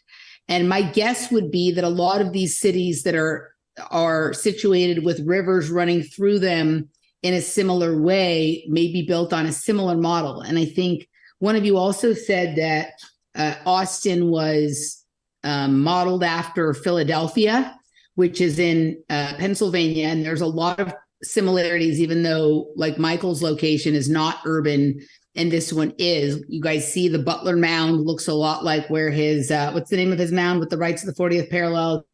What's it called? High Point. High Point, that's right. But there's a lot of connection between Texas and Pennsylvania. One of the previous capitals of Texas was Harrisburg, which is the capital of Pennsylvania, right? And which is very, very close to the area in which Michael has done all of his work. So you see a lot of these sort of signatures of other locations here. But the Rotterdam video and the way it shows how the effects of particle accelerators create this sort of rainbow, sort of almost like turn the city into like a spinal cord with like chakra points and colors that sort of make up the city. And Michael and I did a whole show sort of about this. Was really interesting. So finding out that water, I guess somewhere in my head, I understood that anything that ends in Lou is a Dutch name, but I hadn't thought about it. And I certainly didn't know about the New Holland Lodge. And the water creates the rainbow, Correct. right? And you need the particle accelerators probably use the energy of the water to create the rainbows. Yeah. No, I mean, I think it's all sort of part of the setup. And I think Romy and I talked about when he was on my show, a lot of these rotundas being sort of looking like the head-on look of a particle accelerator. Mm-hmm. When you guys showed, I wasn't aware, I think maybe I've heard this before, but I haven't paid a lot of attention to it, that there's the regular rotunda and then there's the other, the what did you call it? You said that's above, so below, but you had a certain name for the kind of rotunda it was? Inverted rotunda, is that what we called it? Oh Yeah, inverted rotunda was what it was called. Yeah. So, and then the guy fell through the glass between the above rotunda and the lower rotunda. Like that is like incredibly symbolic. But with the whole idea that I understand from the FPV angel material and what the particle accelerators do with generating these sort of rainbows or halo kind of energy field things, is the one that's the rainbow is what we're seeing above the ground, right? And it's a reflection of the thing that's going on in these particle accelerators under the ground. And then that reflection is like sort of a phenomenon of its own that also interacts with things, but that that also exists under the ground. So even though under the ground is solid, right, that it's creating like a circular energy field that the water or the land is like the midpoint of, and the sky is the above and the underneath is the down below, but almost that there could be an exactly inverted rainbow below the city or below the location in sort of the same way, right? So when you have your rotunda and you have the upper and the lower and the glass in between, almost like the water in between, it's like a perfect symbolism of the reality above and the reality below. wow. Well, I kind of want to touch on that. I want to show you guys, if I may, show you some geological answers as to why we might feel such a way about these places. Because I was like, okay, there's got to be some sort of magnetic anomalies or something going on, and it's so. Let's go here. So I was like, we were talking about pyramids. And there's very prominent towns in Texas, or Austin, Houston, and Dallas, and they seem to fit just like right in this like triangle of each other, set up perfectly with all these counties and towns in between. I was like, okay, well, let's check out what's going on here. And this is an incredible website for anybody who wants to check out. This is mrdata.usgs.gov, and you can go and type in mineral resources and it'll pull up maps of that, or critical minerals, shows very important places of that. But for this instance, if you go to magnetic anomaly, and then you start to scroll in like on that triangle of those three towns, then you start to see like heavy magnetic anomaly in between Austin, Houston, and can you Dallas. explain to us the scale there, Roman? Because okay, yes, so absolutely. What's so the distinction blue between red and blue? Because that's like blue the is opposite. blue is anti-gravity. There's like not a lot of gravity there. It's like actually blue is the bottom of the scale. Like down over here in this Midwest area, so gravity this is like being like a magnetic force. You mean like gravity, as known as the Bouguer anomaly, and then there's the isostatic anomaly as well. However science wants to try to define gravity as we know it. So the blue is like less, and that's in there in the Midwest, and then pink is actually the highest you can go, like that violet, right? That purpley pink color up here, and that's heavy gravity and heavy magnetic energy. And so you go in between Austin, which is here, you can't really see it with the color on. See Austin, Houston, Dallas. We're in that little triangle, and then then you hit it, and then apparently like right here in the centerfold in between Austin, Houston, and Texas and Dallas is just heavy pink. And you scroll out, and there's a lot more gravity action happening over here, tectonic magnetic energy, where, we had the founding of the country and all that stuff, and then the less over here. And I just thought that was interesting because, it all kind of ends. It ends in Austin here. Like this is where the hot pink ends. So it's like if you were to go from like New York all the way to Austin, you'd be like, boop, oh, right here. This where the magnets end. I guess this is where the magnets brought us, and where we just decided to establish Athens or some shit. I don't know, but thought that was interesting. Very cool. Well, also, if you remember what we were talking about earlier with like the violet, and then above the violet going back towards the red, that same pink color is almost like what you're showing there. That is really interesting. Some of those areas that you were showing are in the way that Michael and I have looked at things, where a lot of the most anomalous things are. Somebody shared with me like a New Testament map of the United States that has Texas basically as Egypt, right? And so the fact that there's this pyramid between those locations and what Chad was able to show is interesting. But one of the other things, like the magnetism thing, is really interesting, and understanding magnetism and electromagnetism and gravity and anti-gravity, all of this stuff goes in with many of the things we're looking at when we're trying to figure out what's really going on here. One of the things I've been looking at in the last couple of weeks, and it was funny because as soon as I started looking at this, we got the announcement of the achievement of nuclear fusion. You guys seen all the hubbub about that in the last couple of weeks? But I stumbled onto something called magnetic mirror fusion. Holy shit. I haven't had the amount of time that I need to dive into it to like really understand it. But on an intuitive level, it explains to me a lot of what I'm seeing with the architecture, with some of that really reflective glass we talked about, Romy, when we did a show together, right? And some of these buildings and the way that they reflect in one another. And I've done some really interesting shows with JJ Rain-de-Blanc about this as well, and talked about it with other people. But a lot of the setup for magnetic mirror fusion looks similar to the particle accelerators and these sort of endpoints of particle accelerators. But it's a way of setting up like a confined space plasma field, that sort of energy, like it's its own energy field, and it has its own sort of rules, law. It's like creating a boundary around certain anomalies, right? Like it's its own plasma field. And so I'm thinking about that with like this pink area that you showed. And that, I mean, if you think about that, that was all along the Susquehanna area that Michael shows on the East Coast. I don't know if you guys ever follow.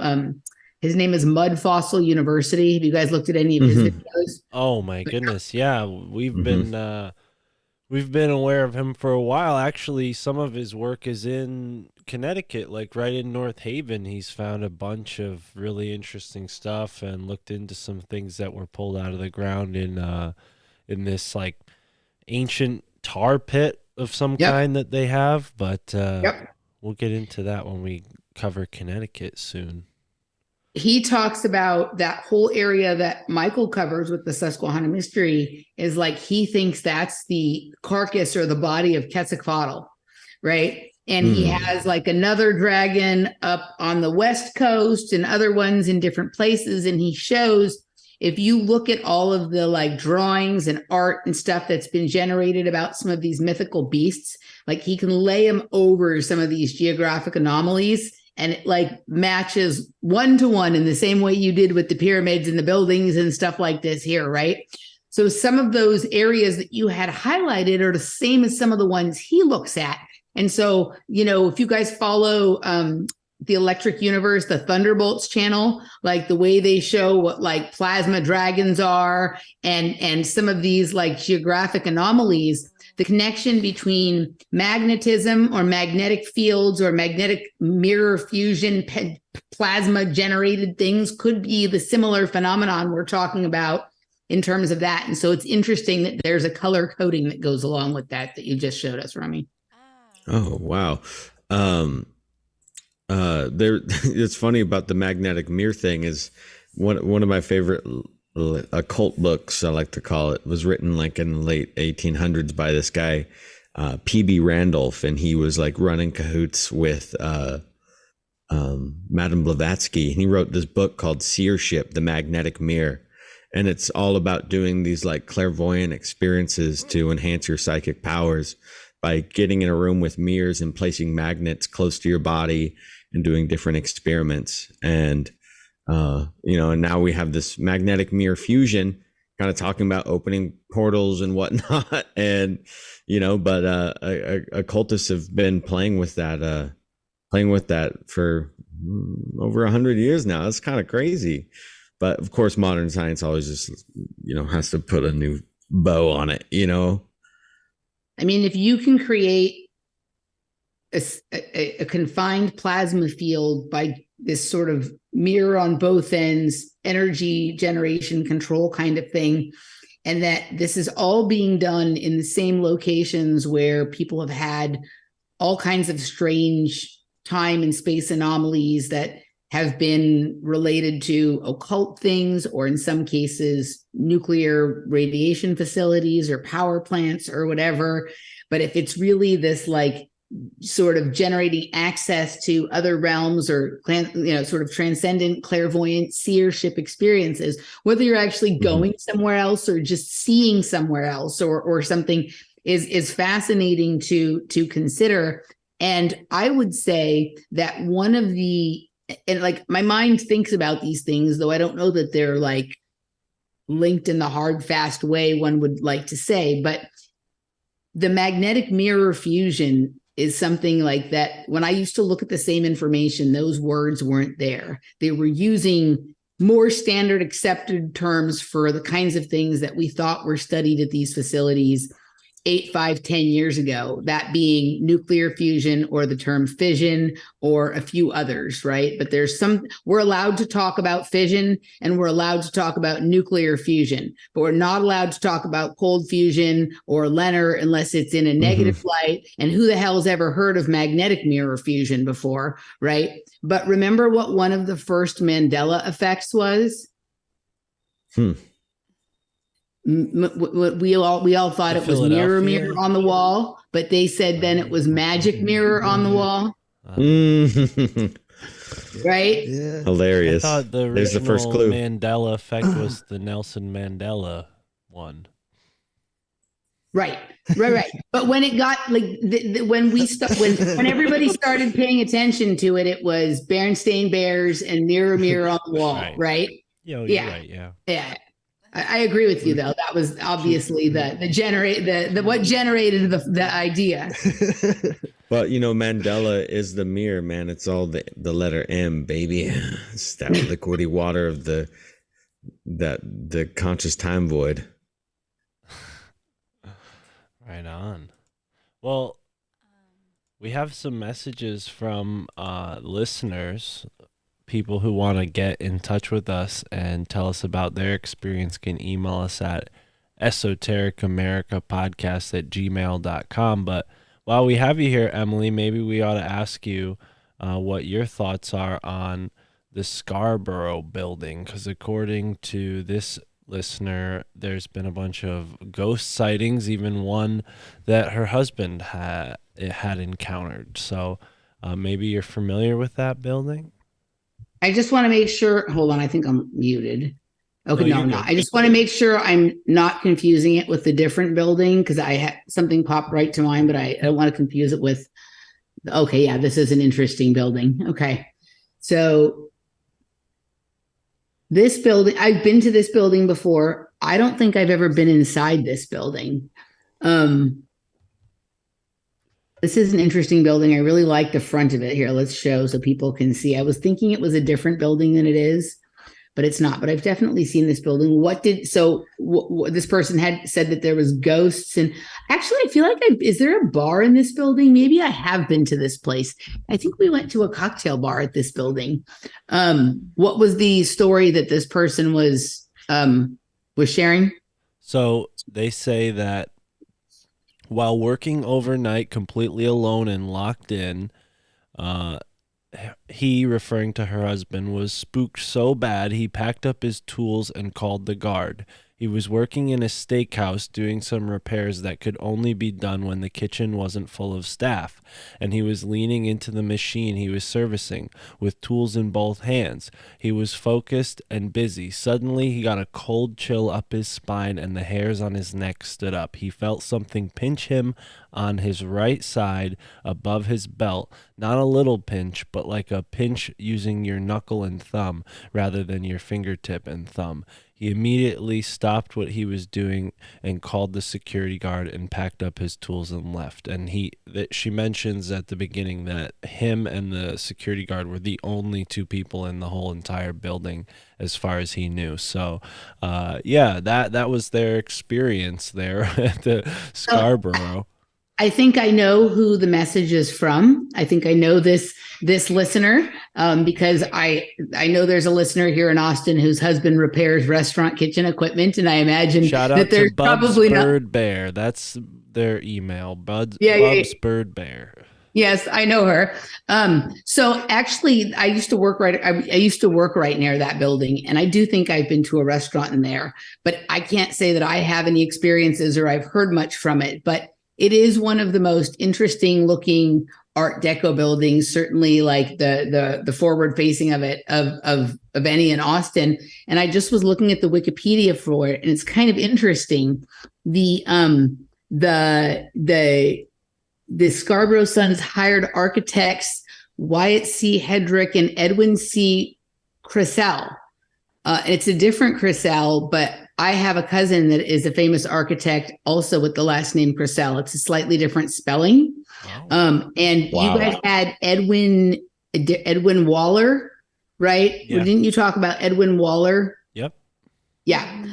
So that caught my mind there, that Edwin Crissell. I've never heard of that architect before, but interesting that it's the same name. And that's an Art Deco building. And Art Deco was fairly contemporary with mid-century modern architecture, which is like the architecture that I focus highly on, that the cousin of mine was famous for. What's interesting is the Wikipedia page for Edwin C. Crissell does no longer exist. So there's a link there because it existed at one time, but it has been deleted. Huh. So that's it's been redlined. Redlined. It's the one red line on the page, right? Huh. So that's kind of interesting. And expanding, and it used to be called, okay, what does it say? In 1893, Scarborough left R.H. Hicks in charge of the store and moved with his family to Austin, expanding the business to a new location in the Crisell building at the 400 block of Congress Avenue. I have spent a good amount of time at the 400 block of Congress Avenue, and that's the actual Crisell building. So the same architect in that building. And also, okay, the building that you, when you mentioned this, the building that I thought it was actually the Littlefield building, and Littlefield comes up in the Wikipedia for the Scarborough building. So this building right here, right, Littlefield, right there. Yeah, I did some deep dives on that fool. He's definitely a big proponent in the esoteric setting up of like the university and stuff. I thought that was kind of interesting. Yeah, that guy's a big money baller. Yep. I actually think I like the aesthetic of the Scarborough building better than the Littlefield building, but for some reason I had the two crossed. Now he's got that famous haunted house in the university, if I'm not mistaken, the Littlefield house. Yeah. Another thing that Bub's Bear didn't bring this to my attention, but someone else did. I don't remember. This is why everyone should email, because when we're on the podcast, I can't go through my Instagram and Telegram and reference all that. So please email me if you want your message read and credit given. But someone said, hey, look into the Lyndon Baines Johnson Library, which, Roman, I'm going to share a link with you, and then you should share it with the audience, please. Copy that. But yeah, it's an interesting building. It kind of reminded me of the Beinecke Memorial Library that we have in New Haven, which houses a bunch of rare manuscripts. And it also kind of has this, like, I don't know, it's like a mix between, you know, what appears to my eye like brutalist architecture, but then it also has like that federalist kind of, imperial kind of detail to a certain extent. I mean, it's definitely very like obtuse, and very kind of like plain. It's not. I mean, it kind of looks like a giant table, if you ask me, right? Like it doesn't really look like your typical library, I guess. So, the architecture that you're talking about, brutalist architecture, it's funny. This is also the second time today that I've talked about this, like in completely different ways. Nish and I were talking about this earlier. I'm quite fond of brutalist architecture. And the reason I'm fond of it is because I think it's scaffolding for whatever your mind can project. So many of the brutalist buildings, whether they be in the United States, in Cuba, in the Soviet Union, which those countries are more associated with it, because that was a style during the heavily communist periods. The buildings are built to Pythagorean principles in a lot of cases. So even though they don't look as ornamental as some of the cathedrals and Tartarian style buildings and whatnot that people are very fond of, the mind can actually project that reality onto some of these structures. And if you look at this building, there's quite a lot of government or federal style buildings that look like this. And if you guys have seen the movie Everything Everywhere All at Once, the access point to all the different dimensions was the IRS building. So the sort of stock that a lot of these government buildings look like that don't look as interesting as some other things might hide another reality inside. But outside, that's weird. The guy in the middle looked like Bill Maher on that painting on the wall. But the outside, if you go back to that picture from the outside, Mark, one of the things, and there was like an overhead view when we were looking down on it, that was interesting. It was the first one that you were showing. Not that one. It was like where we could see that. Whenever I see all of these kinds of layouts, and I see them sometimes on buildings or on the ground where it's like all of these black squares, it makes me think of strips of film, right? Or like my dad used to like the slide projector. Like he used to go on trips, take photographs with his old school camera, come back, have them turned into slides, and he'd do the slideshow projected on the wall. But these squares look to me like strips of film or like the slide projector slides. The building kind of looks like a Polaroid camera. That's Exactly. hilarious. Right. So where I'm going to with this is like the many variations of reality, right? Like each picture tells a different story kind of thing. All of these things have that look. If you look at some of like the FBI buildings and the CIA buildings, if you go and look at the building downtown that I showed you guys last time called the Proper Hotel that I said that Elon Musk is rumored to have the penthouse of, some of the upper parts of that building have that look where they look like squares on a film strip, almost like each window could be a portal into another reality, right? You know what's interesting about that? Because I've always been curious about like our sudden shift from everything having angulars and having like rounded angles to going to steep angles.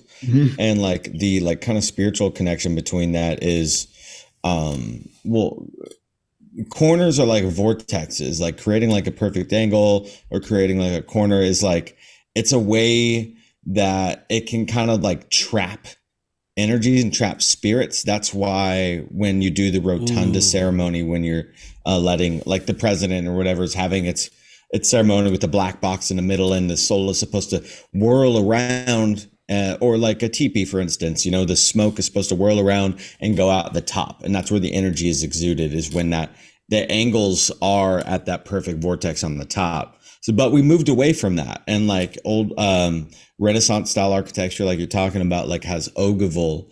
They call it ogival arches, where they're just like perfect egg shape. So that's creating a vortex up top. So everything was rounded and would shoot through the top. But now we're in square buildings, and it is it's like it's almost like squaring the circle in the sense of like having these, like, you know, obviously when you're doing like Solomonic magic, right, the first thing you do is you draw your circle and you get your perfect circle. But now it's almost like, well, we're standing in like the square, which is like another magical shape, you know, that casting spells is like the new age of doing so. I think we've definitely shifted. I think a society was an absolute magical great thing that it was, and had its properties. Roman, hold the phone. Hold on a second. Put the image back up for a second, the one I just shared, because I think you're making a great point, but I do differ in what you just said about it being like, I think yes, to a certain extent they've changed the magic, they've commercialized it, but I think it's still there with the right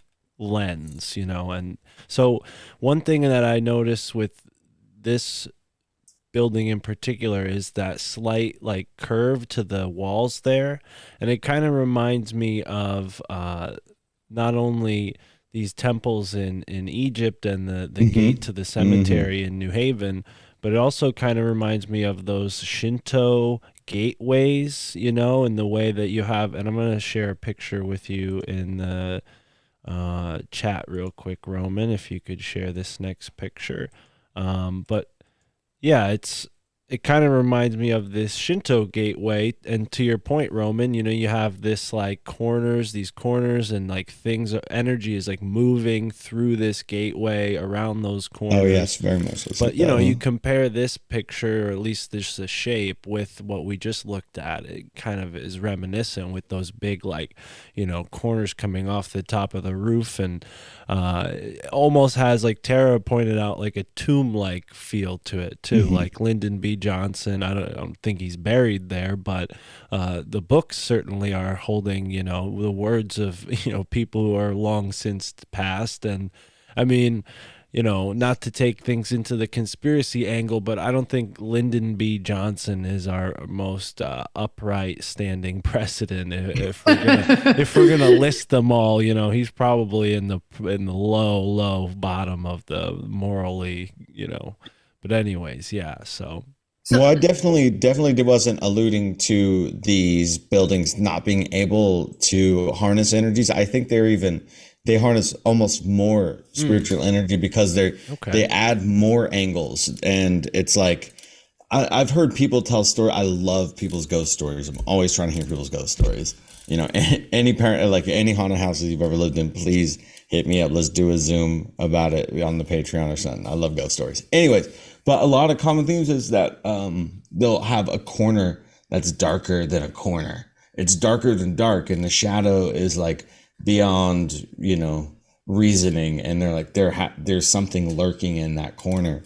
And yeah, it's, I don't know, I don't know what type of what new deities may be being worshipped in this new society that has shifted since, the Reformation, or whenever the true societal shift was. I think, we all have opinions on when society may have shifted. I am personally in the boathouse of the Reformation, and that timestamp is kind of when the last major societal shift was. So I want to say, first of all, really good catch, Mark, on how that looked like the Shinto shrine. Like, I wouldn't have thought of that at all, and that was like pretty spot on. Yeah. So I think with what you were describing with all these rounded things, right? That was probably that was a different time in our reality, and it was almost like that was a reality being created for everyone. And when we moved to these angles, your ability to access that reality depends on the angle you perceive it from, or your perspective, right? Angles, angels. But when you look at those buildings, or mid-century modern architecture in general, which is part of why I like it, if you look at this type of thing here, right? So you have very angled, squared buildings, but you have these sort of glass windows. And on that building that I was looking for a specific kind of thing, but I'm not finding it the way I searched. But the building you were showing, the Lyndon B. Johnson Library, you've got these squares, and it's like a square next to a square next to a square. And the light is going to hit each one of those boxes at a different angle. And where the light and the glass and the angle come together, it's going to generate a prismatic spectrum. And each one of those is an opportunity. If you look into like the work of Ibrahim Karim and biogeometry, and the sort of doors to other dimensions that can open on the shadow side of a prism, or like a rainbow reflected reality, this is like spiritual access to those doors of perception and whatnot. So I think at a certain point, I don't know if it was a movement or a person or something. I don't know what the generative experience or thing was that made us go from like, let's include everybody in like the multitude of harmonious realities, to like, we're going to seal this off for everyone except for those who have the perspective or the angle to see it from, and then the knowledge to know what that projection means, right? Like, so we went from, sort of all open to like, there's like an access barrier, and that access barrier is the development of your mind and your own personal perspective, and what those sort of angles and viewpoints, elicit for you. Mm-hmm. So I think it did become more, something that, I don't want to say that it's like an elite thing necessarily, because quite literally anybody can do it. But for people who are spending all of their time toiling away to try and put food on the table for their family and all of that kind of stuff, they may not have the time to wander around the lake and notice that there's like this one building that has one window where the light reflects quite differently. And on a perfectly clear day, when it hits it at that angle, I see this fantastic rainbow, that the other side of it is this location that when I go over there, there's something funny, like, right? That requires like an amount of leisure time that not everybody has, but that. Oh, so maybe like all these amazing architectural pieces that are going up all around Austin, being reflected by this light, are creating these different portals through these different specific prisms being you got reflected. It. Oh, there you go. And that one mystical. That picture that Chad showed of the sort of very steep Nubian pyramid that is painted like a light spectrum. It is painted in the recess of a building, right? Right, kind of almost like right in, not quite the center point, but like right in an area of downtown Austin that is where a lot of this light and pyramid anomaly kind of stuff happens. Chad, there's something I cannot wait to show you when you come here that you cannot see on any pictures. But when you're looking at one of the buildings that you showed as part of the Giza Plateau, when you're walking towards it from one angle, it looks exactly like, did you ever see the Black Pyramid that Daft Punk performed in, where it was like a black pyramid and there was like a clear window cut out that they were spinning from? Did you ever see that? Yes. There's a pyramid exactly Absolutely. like that on top of that building. There's a clear pass through where I swear to God, like one day Daft Punk's going to be up there and whatever, right? But the way this entire city's pyramids and sort of light and angle and reflective structure are set up are to generate prismatic realities. I'm certain of it. And when I walked out, we were just downtown eating at a particular restaurant. We walked out and we saw that rainbow thing like that. And I had been talking about sort of the rainbow representation of certain areas of Austin. And I was like, good God, they just sort of memorialized it in this fantastic painting. And the light, the colors are so vivid. It's really hard to capture the light spectrum that you see with certain kinds of like glass and reflection, or in the psychedelic space with like paint or colored pencils or anything like that. But they did a really good job getting very, very saturated tones that have that really strong sort of prismatic psychedelic feel to it. And that's exactly it, right? That is what is at play here is the like angle, the sort of, the angles you get when you cut crystal or when you cut glass and light hitting them at an angle here. I think the technologies and the architecture that are being built here are all sort of reflections of that, right? That it's using that. And if we get into some of this stuff with magnetic mirror fusion, where you have certain buildings that are mirrored and the way they reflect between each other, like creating energy fields and distortions, and this gets into like, there's other buildings that they literally have something built on them to make it so that nothing reflects in them. It's like they don't want to be part of the reflective reality being created by the other buildings surrounding it. And then there's other ones where it looks like they're fully engaged in trying to have as many reflections going as they can, right? So it's like an open system versus a closed system, or wanting to participate or not wanting to participate or whatever, right? But Romy, what you said is exactly how I see it. Like, this is where the hidden realities are. They're at these angles of perspective. And if we take the time and the sort of use our imagination and our creative mind and our observation skills and our thoughtfulness, you're going to see something, right? Like everything is hidden right outside of our standard visual spectrum, but here in plain sight. Yeah, absolutely.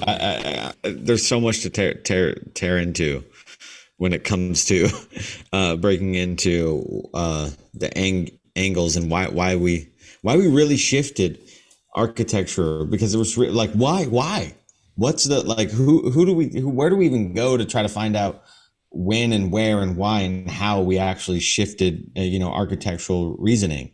Is it due to money and resources? Have we just become, a lot of people the first thing a lot of people allude to is that we've just become more of a faster paced society. Well, it's cheaper and easier to create this way. But I think there might be something deeper to that.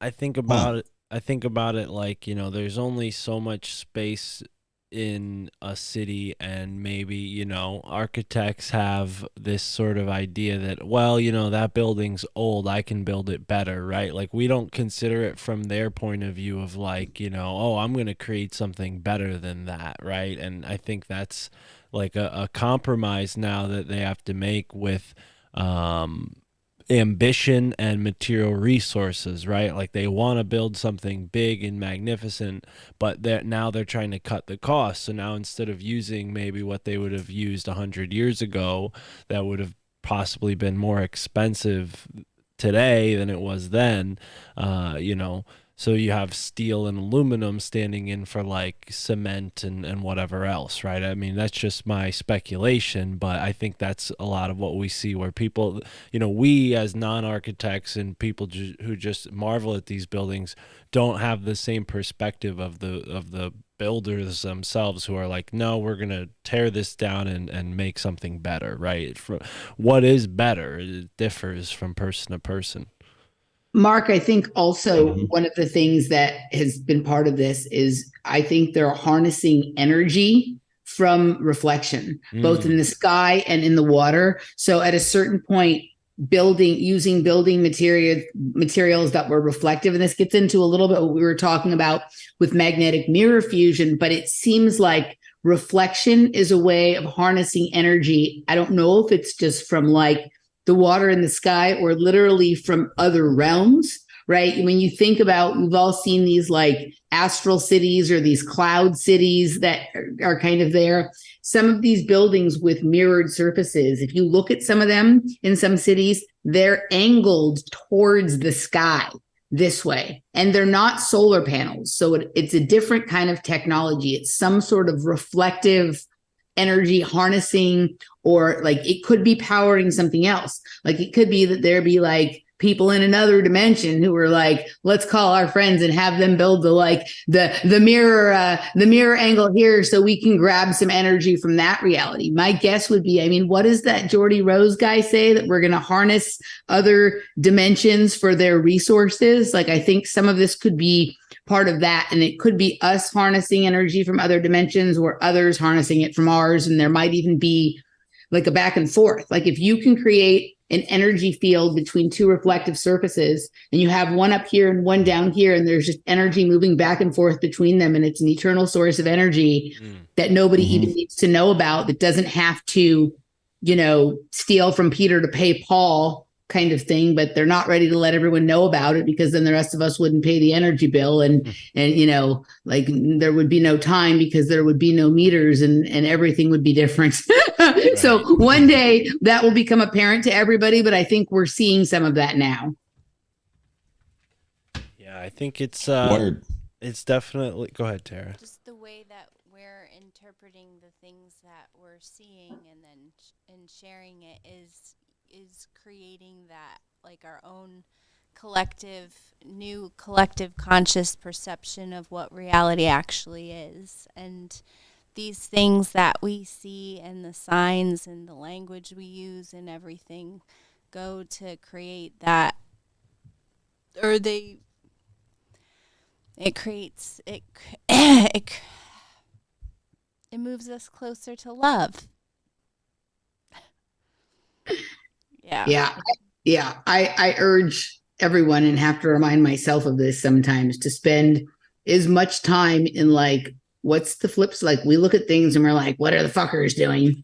Right. But like, spend as much time on the flip side being like, what can I do? What's the magical possibility of this? Like, what is the phenomenon that lies just on the other side of that sort of outrage or upset or whatever?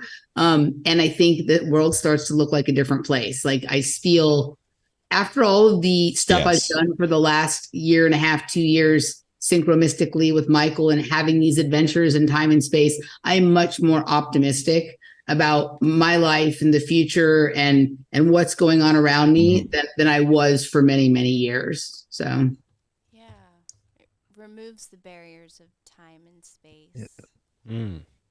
Yeah, well said. I really appreciate that, Emily, and I think that's really the best thing that I've gotten out of this show is the responses from people who say, oh, wow, thank you for doing this, because it's inspired me to look into my own backyard. And I mean, we've only just begun, but I'm sure in a few months we're going to have plenty of people who, after finding out about our show, spend some time looking into their local area and reach out to us when they're ready. But Emily, this has been really fun. We appreciate you joining us not once but twice in 1 month to cover Austin, Texas, and I'm really glad we were able to start off with Austin, because as I said before you got on, there's so much to cover with a place like Austin. You really couldn't do it in one episode like we were doing with the old format of the show. So I hope everybody enjoys the new format of the show. We're all going to sort of huddle up after we're done recording and plan where we're going to set our sights on next. Maybe Emily has an idea for us. Who knows? But I am excited. I think we'll be joining everybody in 2023 with a new episode. So don't let me say the final word. Chad, you have anything to add before we let our audience go for the holidays and the new year? Yeah, well, happy holidays, happy New Year, everyone, and thank you guys, and thank you, Emily, for a awesome month of exploration. It's been a really cool month, learning a bunch of stuff we otherwise wouldn't have without inspiring. Looking forward to our next exploration into our next area.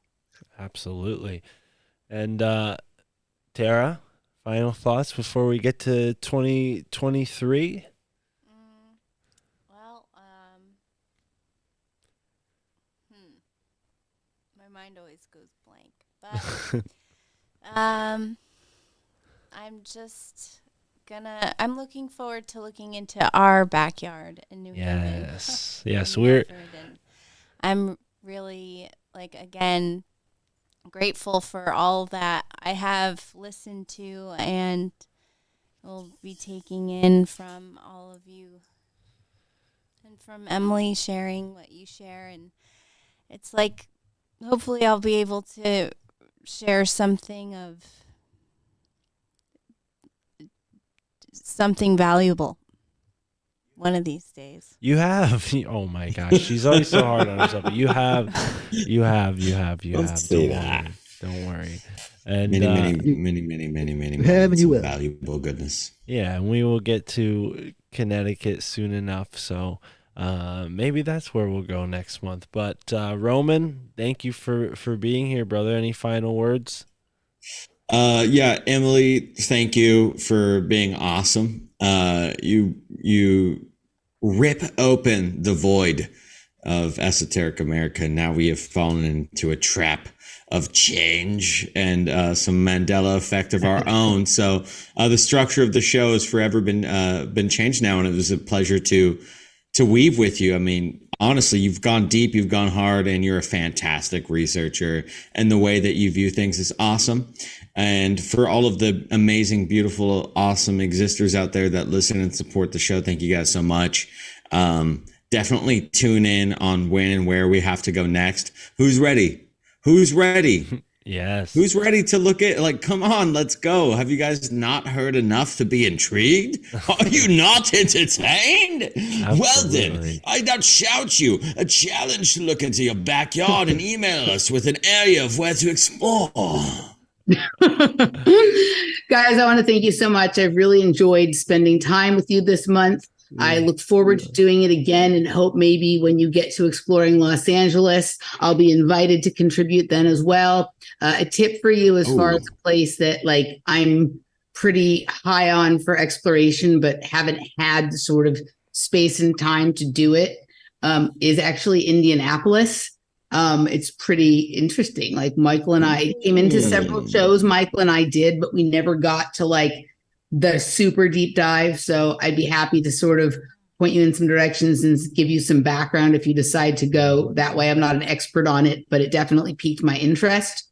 You guys are all major contributors to our community and our reality in different ways. I really enjoyed spending time getting to know all of you. Chad, I've known you for a while. I hope each of you come to Austin together or separately. Maybe we can have an Esoteric Austin live event sometime. That would be really cool to come and do a couple of days of, like, romping around and doing some, like, live research and stuff like that. And then maybe some talks or get-togethers. I'd be super down for that. Or really meeting you guys up anywhere else that you guys wanted to do something like this. So thank you so much. I appreciate the opportunity and the friendship and the stories. And happy holidays to everyone.